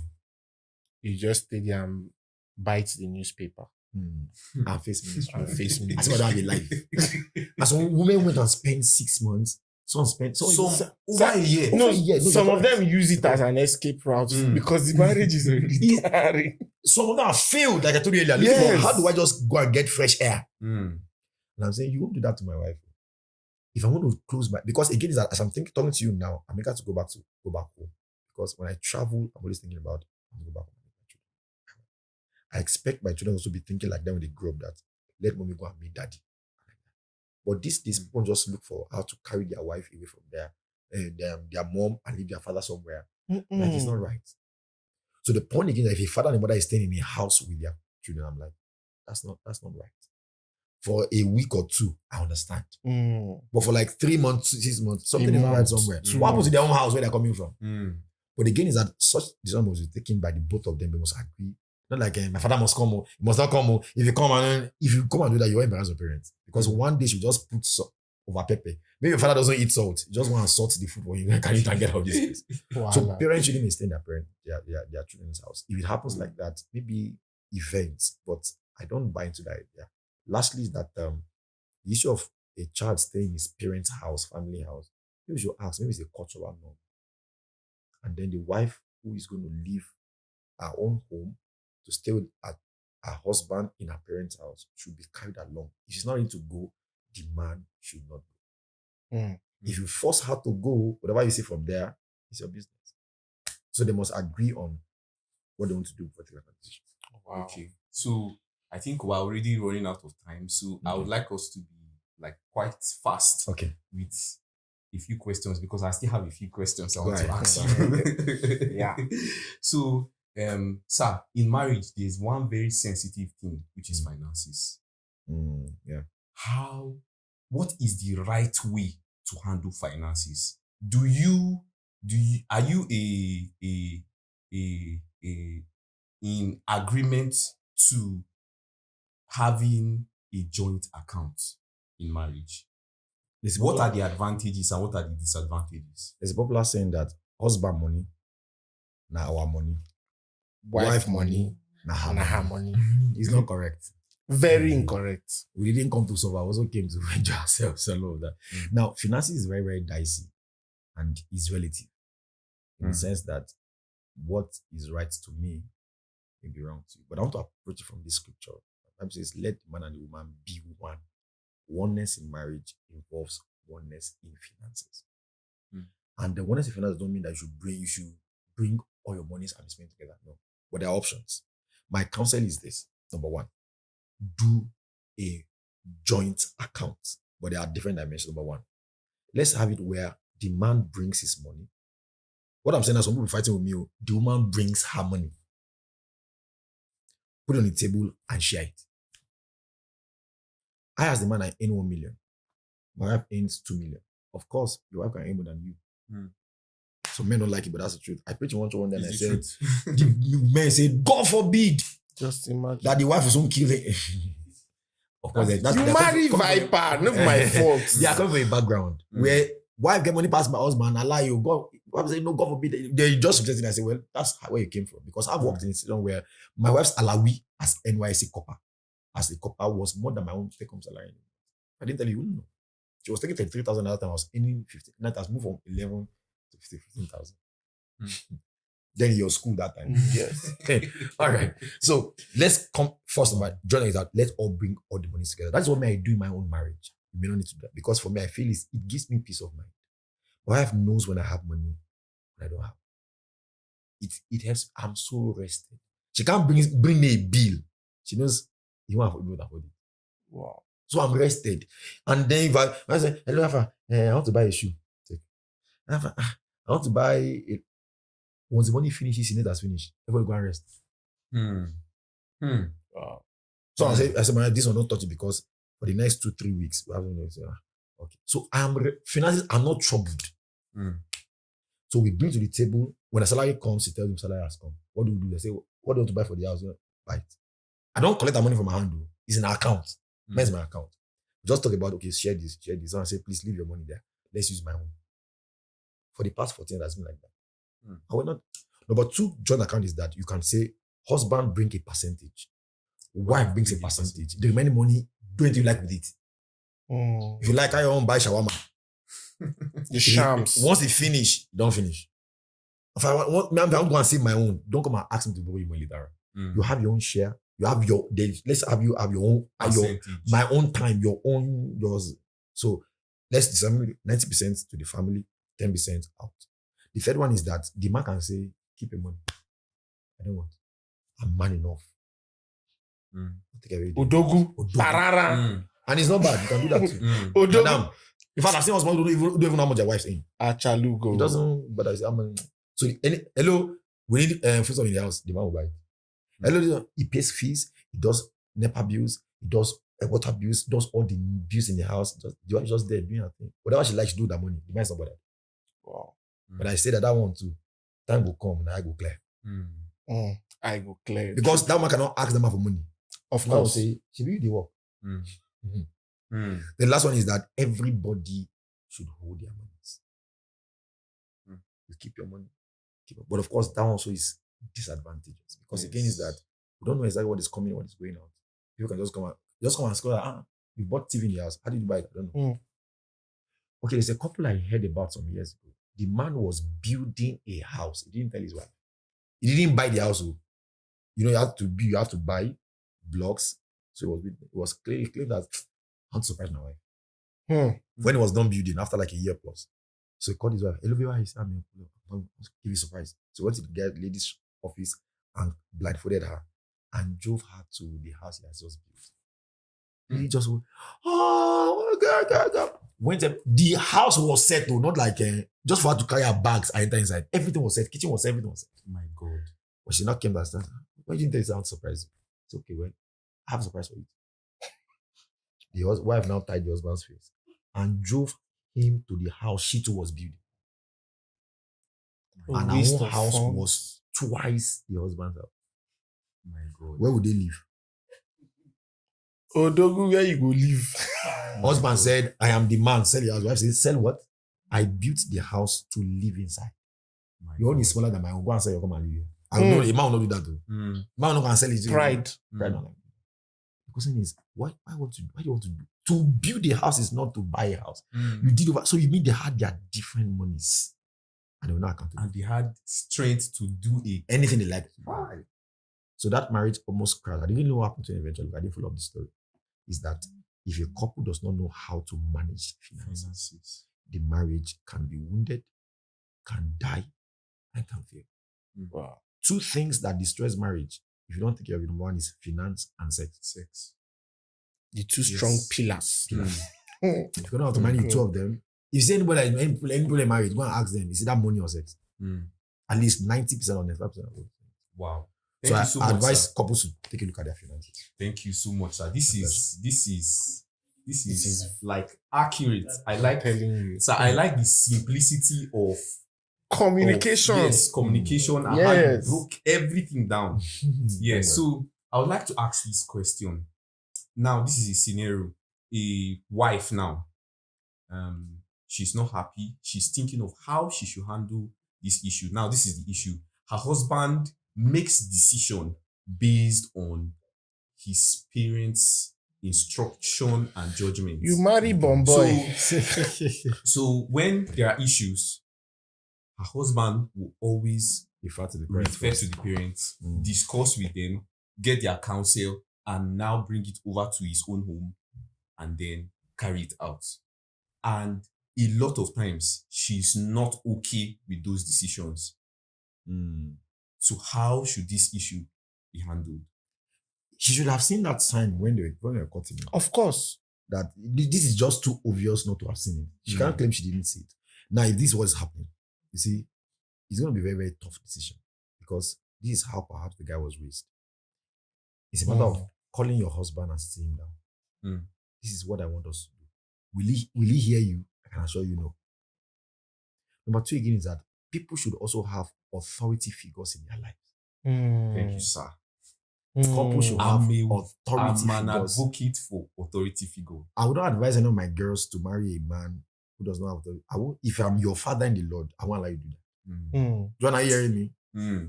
Don't do that though. If I'm not, fine. But if I am, I want to know the person I can report you to when you are doing anyhow. Because you will shall do anyhow one day. Yes. Yeah, human beings. Yes. So, pastor can be a mentor, can be a discipler, whatever you want to call him. It can even be like a parent, a figure like that. Please, sir. Please, Mao, see what my husband is doing. And the person or the people can call your husband to order and he will hear. We almost are people we fear, we revere. Their word to us is God talking to us. These days, people are self-made. Nobody can talk to them. I call them Nabalistic couple. Nabalium. Nobody can talk to Nabal, not even his wife. No. As in, how do you have a man like that you can't talk to? You can't rebuke him. You can't call and say, well, come, you're wrong. You listen to him.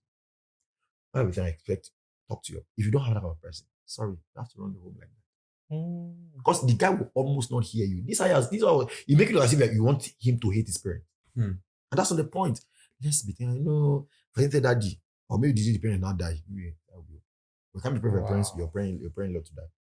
Wow. So the point again is that if they have an authority figure over their lives, you can refer to that person. Please help us talk to daddy or this man. Or even talk to the parents. Say, please, sir, can you allow these children become who they want to become? Some parent listens to such authority and they'll back out. Some husbands or wives also. But if they don't have such figures, to be a serious. Are you guys now seeing why you need to find love in church? Yes, In church. Mm. Anything outside that, sorry Mm. to say, but you are doomed for failure. You will fail. But lastly, before we call it a wrap, sir, how does a minister balance ministry and marriage? Go and read my book. Exactly. It's a whole lot, though. It's a whole lot. You see, Lawrence, what is missing today is balance. I've told Mm. myself when I started ministry, God help me. I want to be balanced. Balanced. I don't want to be too extreme. I don't want to be below. I want to be just at the center of your will.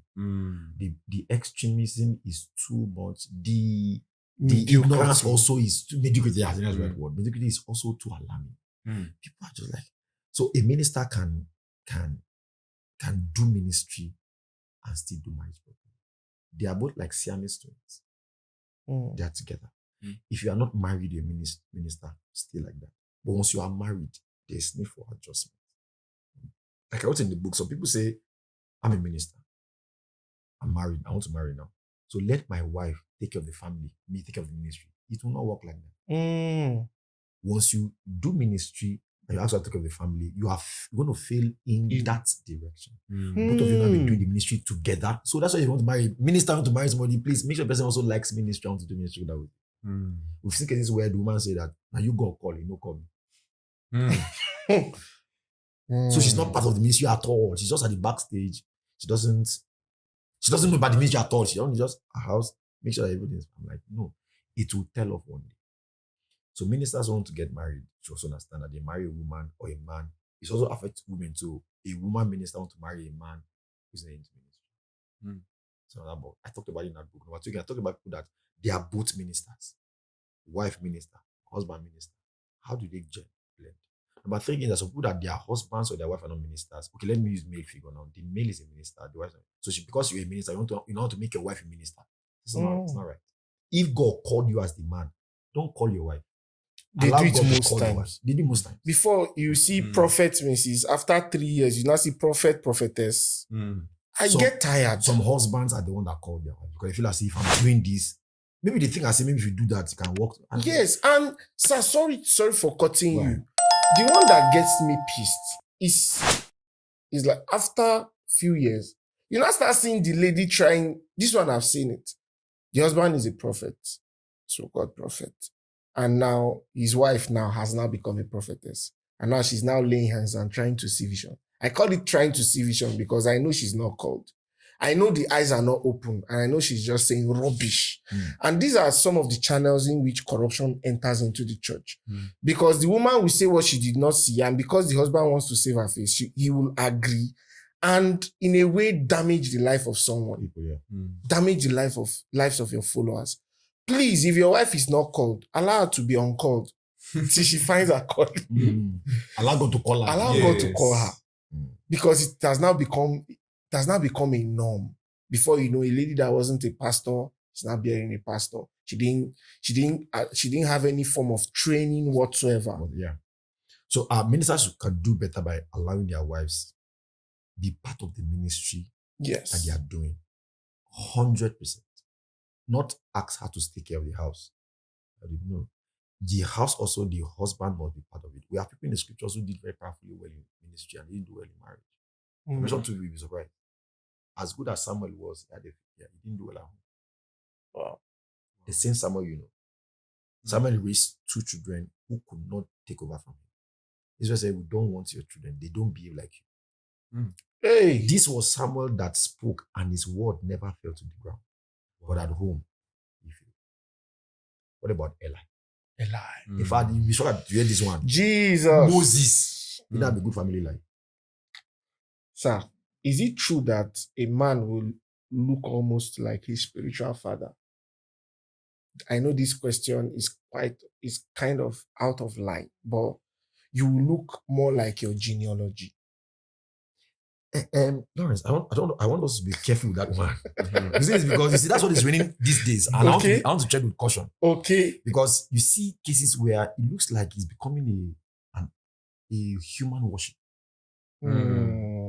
and that is where I have a spiritual father I reverse so much, but he's not a god to me. He doesn't play one, and I'm happy he doesn't do that. Now, what my spiritual father does not want, there are people that spiritual father say marry, or they marry. Don't marry, they'll not marry. Yes, I've seen people that their spiritual father have chosen spouses for them. And I've heard people that have said they will not marry anybody until their father say this is the right person. And I'm like, as good as it is, where is now the place of your own personal will? Because are you good for the marriage? And I've seen fathers who have said they've done that mistake before, they don't do it again. So they only guide their sons and daughters. They don't choose for them. And so, sir, what about the situation where the spiritual father manipulates you and guides you into choosing his will? Whatever he says, I go So for you go face am now. but it will be so okay in this town. Yeah. I've mentioned of that ministry. So many things that happen for this town. Yeah, of course. I had This small I have a lot of experience when I was here. You see, there's a particular guy who is a minister. I'm going to use this, it's a personal experience I had. I wanted to marry my younger sister. My younger, her last one, is a minister and all that. So he came to the house and said, "Good afternoon, sir."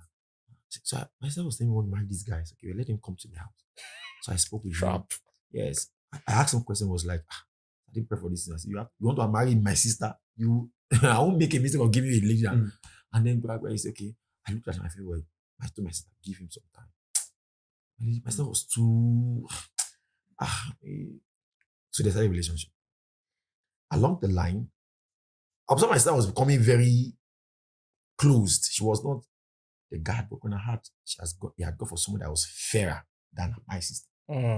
Like fair girls. So over time, she told my sister that he likes fair persons. But when you asked her out and came to my house to talk to me, she was black. She was black, and she's still black tomorrow. So I didn't feel anything bad about that. I just let him know. So we lost contact for a while. As later on, I now saw him with another woman as his wife, not that fair one. As I made financial discovery that it was his father-in-law that married that fair one for him. Wow. Yes. So he left my own sister, he said he had prayed about. Married a fair lady that the father-in-law told him to marry. That one, as I told you now, after 2 years, that one went to marry an Alhaji. What? You heard me right. In this, I'm talking about my own blood sister. Can I come again? What? He didn't marry my sister. He married a fair lady that the father-in-law asked him to marry.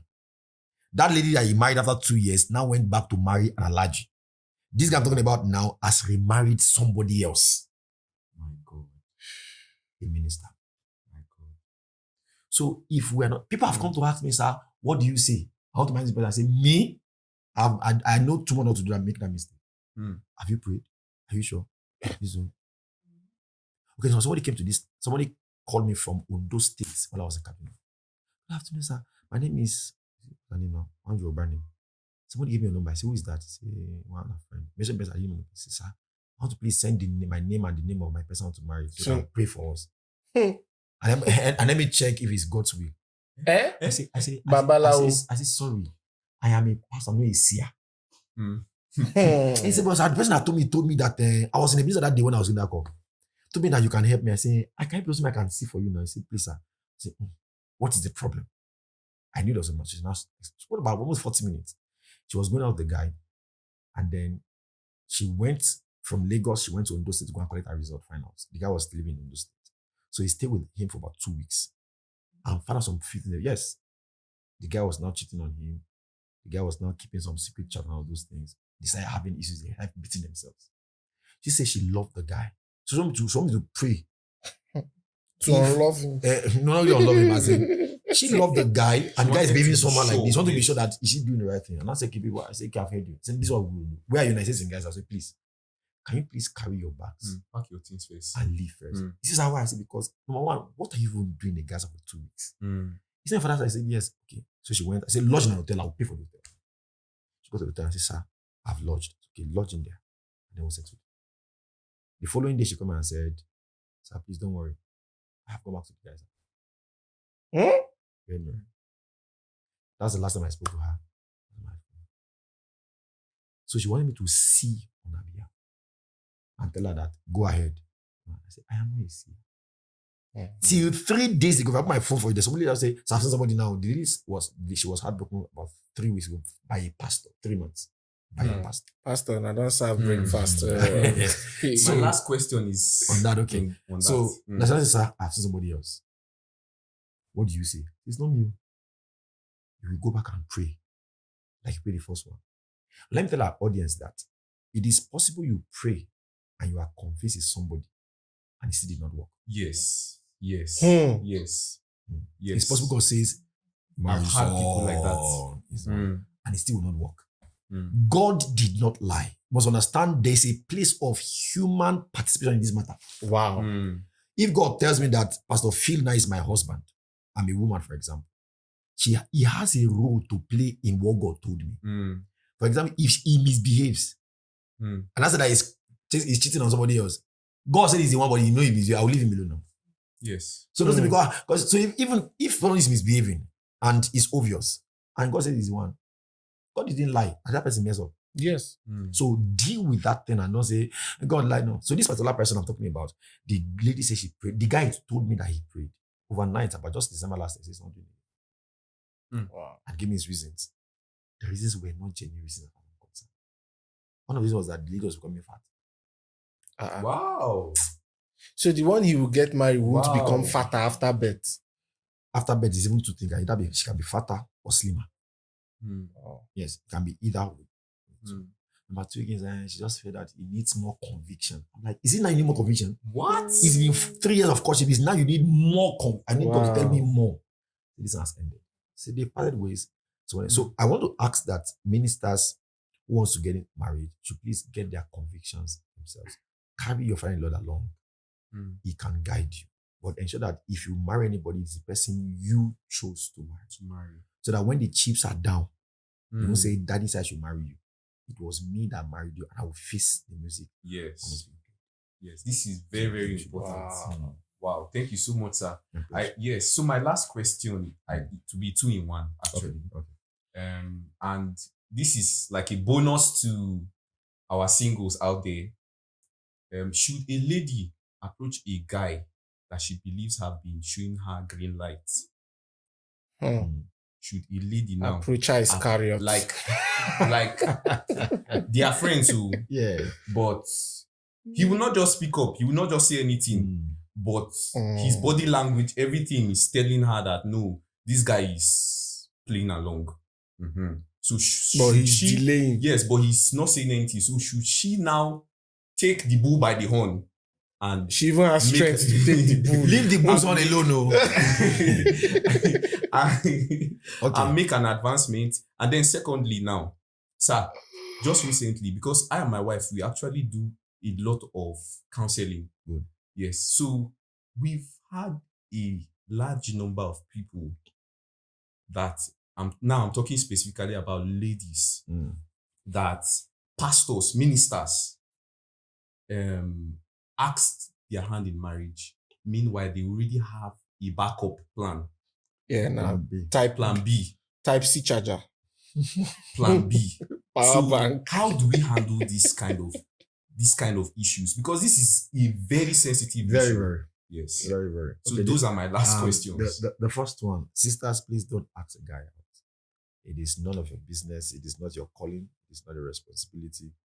But sir, the guy is not talking.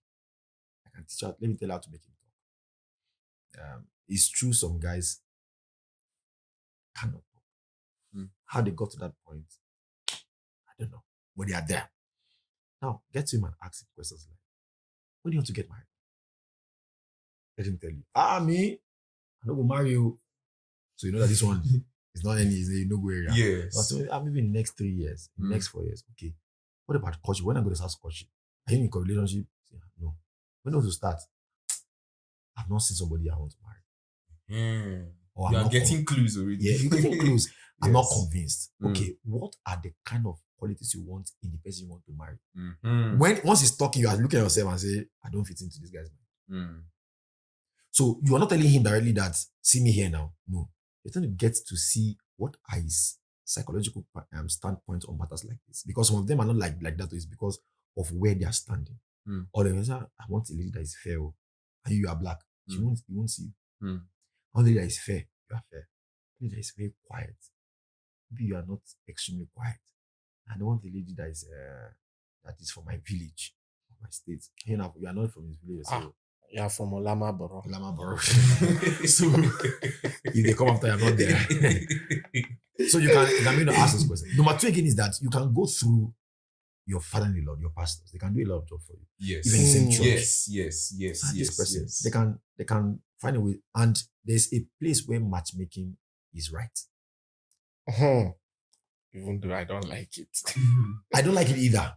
Because for me, Yeah. it's stressful. Yeah. What you just need to do is, once you just link them up, get out. But- Leave, disappear. So they used to completely. follow up like his Don't follow. evangelism. That's what is a problem. Evangelism. Don't follow up. Follow Okay. up team. I know Joanne is my very good girl, and I want and Joseph want to marry her. For example. Okay. So what I just need to do is just say, okay, Joseph saying, Daddy, I don't know. This is okay. Just come. Joseph come to the house. They come to the house, and then I also invite Joanne to come. So he comes, do you know Joanne? I don't know Joanne. She's a I nice mean that she lady. listens to and she's one of my daughters, but she's very good. Yeah, She knows how to cook. Okay. And I think like Joseph, we just take a number. But yeah, you call it yourself. I'll leave this. Joseph, have you called her? I said, I've called her. He's checking up. But these days, you see a mad person who is asking them, well, you say yes, you don't say yes. I did one for somebody last year. It didn't work and I'm fine. The guy is somebody I love so much, but it was having people choosing a spouse. So I had a lady who was in Suleja and Niger State, who also was looking for a husband to marry. Nobody was coming. I said, okay, well, guy, I'll say, hello, girl, I'll give you somebody's going to call you. Check him out. I said, okay. So I sent this number to him. So he was calling, he was chatting. Nobody was talking to my one, I was fine. So I told him, I said, bro, you need to go and see this girl. At least see who you are talking about. So he traveled all the way. I say, don't go, you have to go give to, don't go and say, Bible says the gift of a man make room for him. So you have to carry gift along and all of those things. So he went there, they met in I said, please meet either in a church or in a public place. Don't meet in her parents' house. So he went to look where they met, they talked for like 2-3 hours, he came back, gave her the gift, she didn't collect it. Yes, Spirit Coco Mama. And after a while, he said, they're not connected. As the lady said, my spirit not aligned. And it fell off. And I'm fine. That guy now has found somebody else. Look at my version. Wow. And I'm not sad. I'm not disappointed. No. It just didn't work among it. So it's fine. Next time I'll still link somebody else up and I'll love them. They'll not decide on their own. I said, no, this one is working. No, so it's not working. No, we have a problem. No, let's talk about it. So people should learn how to always get to those who cannot talk. Let's not just judge them. Some of them is like background. They don't know how to say anything. So I'm even shy. There's a brother also who did something like very, very funny. Who wanted to marry God asked a lady, I didn't know how to say it. Because lady was this street woman. So he called 12 years. I said, please escort man, go and ask her out. So they escorted him to the lady's house. They sat down. Good morning, good afternoon. So what I said, we came to greet you. They sat down. She gave them food, they ate, served them juice, they drank. Nobody said anything. I took my juice. He went, brought them photographs, they looked. She would go inside and come back and say, where don't know they say, excuse me. What that guy is doing here? I don't understand. The main guy now said, sorry, we came to marry you. That was how the whole place scattered. Wow. His friend said, sorry, that's all we meant to. He want to tell you something. So the friends now excused him from the room and left him there. So if you like, die here. Tell her you don't marry her. So you have to learn that by force. He said it, he misfired. At least he had made his point. Yes. Yes, made his point. So now left to the girl to say, okay, yes. I don't want. Like, Pastor Mr. Agbeje told a story like that about how the husband acted out. Love that. So it happens like someone cannot talk. Good afternoon. My name is Agbeje and my name is Peter. I want to marry you. Think about it. And they walked away. That was her husband. I'm husband. I think he's late now. Is late now. The message has been passed across. You may not like how he said it, but he has said it. So can help people like that by actually to push close to him and ask him, because like, what do you think about who you want to marry? If you don't fit into his portfolio, so that you can't be considered. So that's how it works for people like that. And then secondly, your question, I don't forget the second question now. Yes, ministers now. Yes, plan B stuff, Yes, right? plan B. Now, plan B works in churches, in most churches sometimes, and I think it's wrong to do that. It is one person at a time. And until that person fails, you can't start another one. Pastors do it because they want to be safe. People in church also do it, they want to play safe. Again, I'm saying that is absolutely wrong. If I ask a lady out now, and she hasn't told me a yes or a no, I stay there until I get a yes or a no. So it's taking too long. You have to stay. But if you go and ask her out, she's saying like Simon, she didn't tell you. You're not going to ask somebody else is out. Why are you doing with that person? She's not going to say yes. So what will I do? So and again, it's going to mess up your integrity. If people hear this, can't be trusted. So minister must treat carefully when it comes to things like this, so that you can understand that it is one person you talk with at a time until you are done with that person. You don't start another one. So before you go step out, be sure. Be very sure they don't mess you up. You know, ministers have ego. I know people that they say that. I know one of my guys is also married in Abuja. What did ask the lady out? Do you know what he did? He went to the girl's house and he told her, I said, I love you. I want to be the mother of my children. So he came back home. He now called me. Man of God, I have seen wife. I said, hey, that's interesting. What did you tell her? I will at least ask a question. What did you tell her? I told her to be the mother of my children. I said, man of God, sister, go back. You didn't tell her. We've seen people that are baby mothers. She can be the mother of your children and not be your wife. Thank you, sir. Wow. See, but she said your wife said, oh, understand. I said she didn't understand though. Go back and say it well. And please, I love you. It's not proposal. It's an opinion, no. It's a compliment. If a guy say I love you, tell him I love you too. And case closed. Sincerely, that's when I teach them a proposal, I tell people like that. I love you. I love you too. I miss I love you. I love you too. Peter, I love you. Yes. There's how the guy expected to behave when they tell you I love you. I'm like, what kind of is that? I love you. Now I'm saying, like fish. So the guy tell this lady, I love you. He say, brother, I love you too. Be my serious. Be my serious. I love you. I'm not the joke. I'm not joking. Because if you ask that guy, you're not the first going to tell I love you. You are perhaps the number 75. Wow. So I love you is a compliment. So return it back and be fine. If not, leave it. But perhaps say, good afternoon, sir. How this what's happened? Brother John broke my heart. Sit down. What did he say? What did he say? Why did you always ask that question? What did he say? He told me he loved me. Sister God. Jennifer, how did you get here? He told me I am the best thing that ever happened to him. See what I said to many girls, it's not the first person. Holy Spirit not be the best thing that happened to him. So if he has not said, and see, let me help those of us who are listening to me. Proposal is always a question. There is nothing else in proposal. If it's not a question, it's rubbish. Will you marry me? Will you marry me? It's a question that the lady should give an answer to. What you have said, there's no answer to it. I love you. I cherish you. You are the best to me. You are the cockroach in my cupboard, the mosquito in my net. Should she respond? But will you marry me? Is the only. And see a lady and just tell her straight. My name is John. My mother's name is Joan. My brother's name is Joseph. Introduce yourself. I have prayed, I'm sure. I want to marry you. Please, will you marry me? You have said these things in 30 seconds. And then, if I were you, watch her, leave the stage, say, please think about it. Consult, ask questions, and give me feedback. And sisters, when a guy asks you out, church people, I'm talking church people now, don't waste his time. Some of them use 1 year. Especially when you know the answer already. It's not like you are going to pray. Don't waste his time. If your answer is a yes, you know before he came, like my own wife's case, she already knew. When I asked her out, she said God had told her I was going to come before I came. And I said, so why did we stay for 1 year? She said, because you know now. So she gave me 1 year stress. In that time, yes. Wow. 1 year stress. If we're here now, and my wife comes in here, my wife will greet Pastor Phil, we greet Lawrence, we greet Joanne. I'm not greet me. And I said, excuse me, is it a crime to ask you? Straight to her face. Is it a crime because Itabim was like that.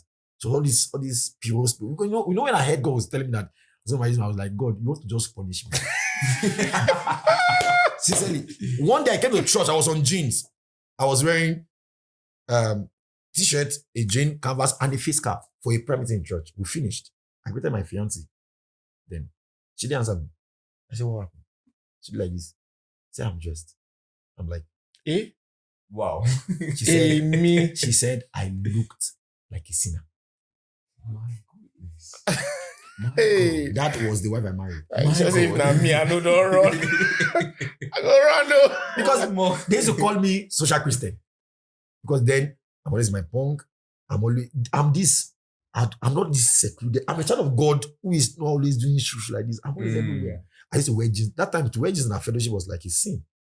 Not like now. When I see people that are wearing pencil, I'm like, jeans. Even wearing crazy You even try it. in media. So a face cap. Or you wore a wristwatch. The figure just dress a shirt, a trouser, and a sandal. and the world should not corrupt you. So my was the person who doesn't want to pay my hair. If you pay me your hair, you're going to go to hell. Natural hair. Wow. Background, of course, of those things. And we discussed this. And and then again, is that she doesn't believe in saying words of affirmation. And for me, I like words of affirmation. After I say, I love you. Then you say, thank you. So, Tell me too. so when she exclaimed me, she will see me off from my house to my house. So I go to my friend and I said, she wants to. I said, don't go, come. So she came. And that's about 7:30 in the evening. I love you. She just went dumb. Say, look at me and tell me you love me. Say, no, I can't say it too. Sister Beam was standing here. Sister Beams. Tell me you love me. It was a struggle. Jesus. He said, but you know I love you now. I say it to me, let me hear. Okay, when I go, I'll send you a text. I said, no, with your mouth, say it now. Because she was not raised like that. Wow. Now, that's the woman I've married for 14 years.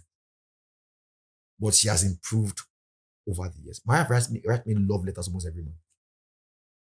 If I see my shoe now, I'll just let her inside. She writes letters almost everywhere. That's amazing. And I'm asking, how do you learn these things? She has a group she belongs to. And I'm like, you see, let's ask our wives or sisters to belong to a group that can bless them. She belongs to that group. They teach them about sex. They're about to take care of their husbands. Sometimes they'll come to the house, she can just cook food. Everywhere. I say, what's happening? I say, no, this is what we learned in our class today. We eat like 3 different meals in 2 days. Wow. When it comes to the issue of sex too, also, I'm like, who taught you this one? I said, no, we learned in our class.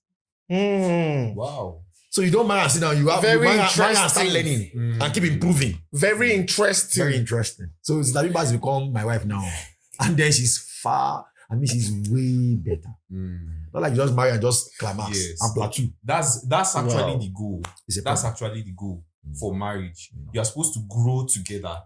Wow. Grow together in love and become one in reality. Yes. So thank you so much, sir. This has been a wonderful time. We've learned a lot. And I know you out there, you've learned a lot. I know you guys have learned a lot. So please, we've talked about a lot of things. So get into the comment section. Begin to tell us those things that affect you, those things that are very, very important, the key things that you have learned in this session. Thank you so much. It has been a wonderful time. Thank you. With me, they are the married ones. That's I had to sit down here. You will just very soon now. Of course. But sir, it has been an awesome time with you. Thanks for having me. It's a big blessing, and I know that those listening to this, they will actually be blessed. And there are some married people out there, our audience. As you listen to these things, please, you have to inculcate it into your marriage. Make sure that you are not just hearing, but you are carrying out instructions. There are hidden instructions in the words that he said. It will be wise of you to start doing them so as to heal your marriage. If your marriage is broken, fix your marriage. If your marriage is injured, let it heal. Let it heal. Speak to leaders in the body that can help you. Speak to authority figures that can speak to you, that can speak sense into you. because it's very clear that most of you, now, I know they agree for anybody. But you see, for this marriage, I go agree for Una must ourselves. agree. Una must agree. So thank you very much for sticking to your screens. Thank you. Don't forget to subscribe to the channel. Please ask your questions in the comment section, your contributions in the comment section, your experiences in the comment section. And by God's grace, we'll get to treat one of the topics or one of your questions that will be asked, maybe by even a professional, just like Reverend Jide here. Yes. So thank you very much. My pleasure. Thank you. I personally look forward to another session. Yes, there will definitely Talking be another about session.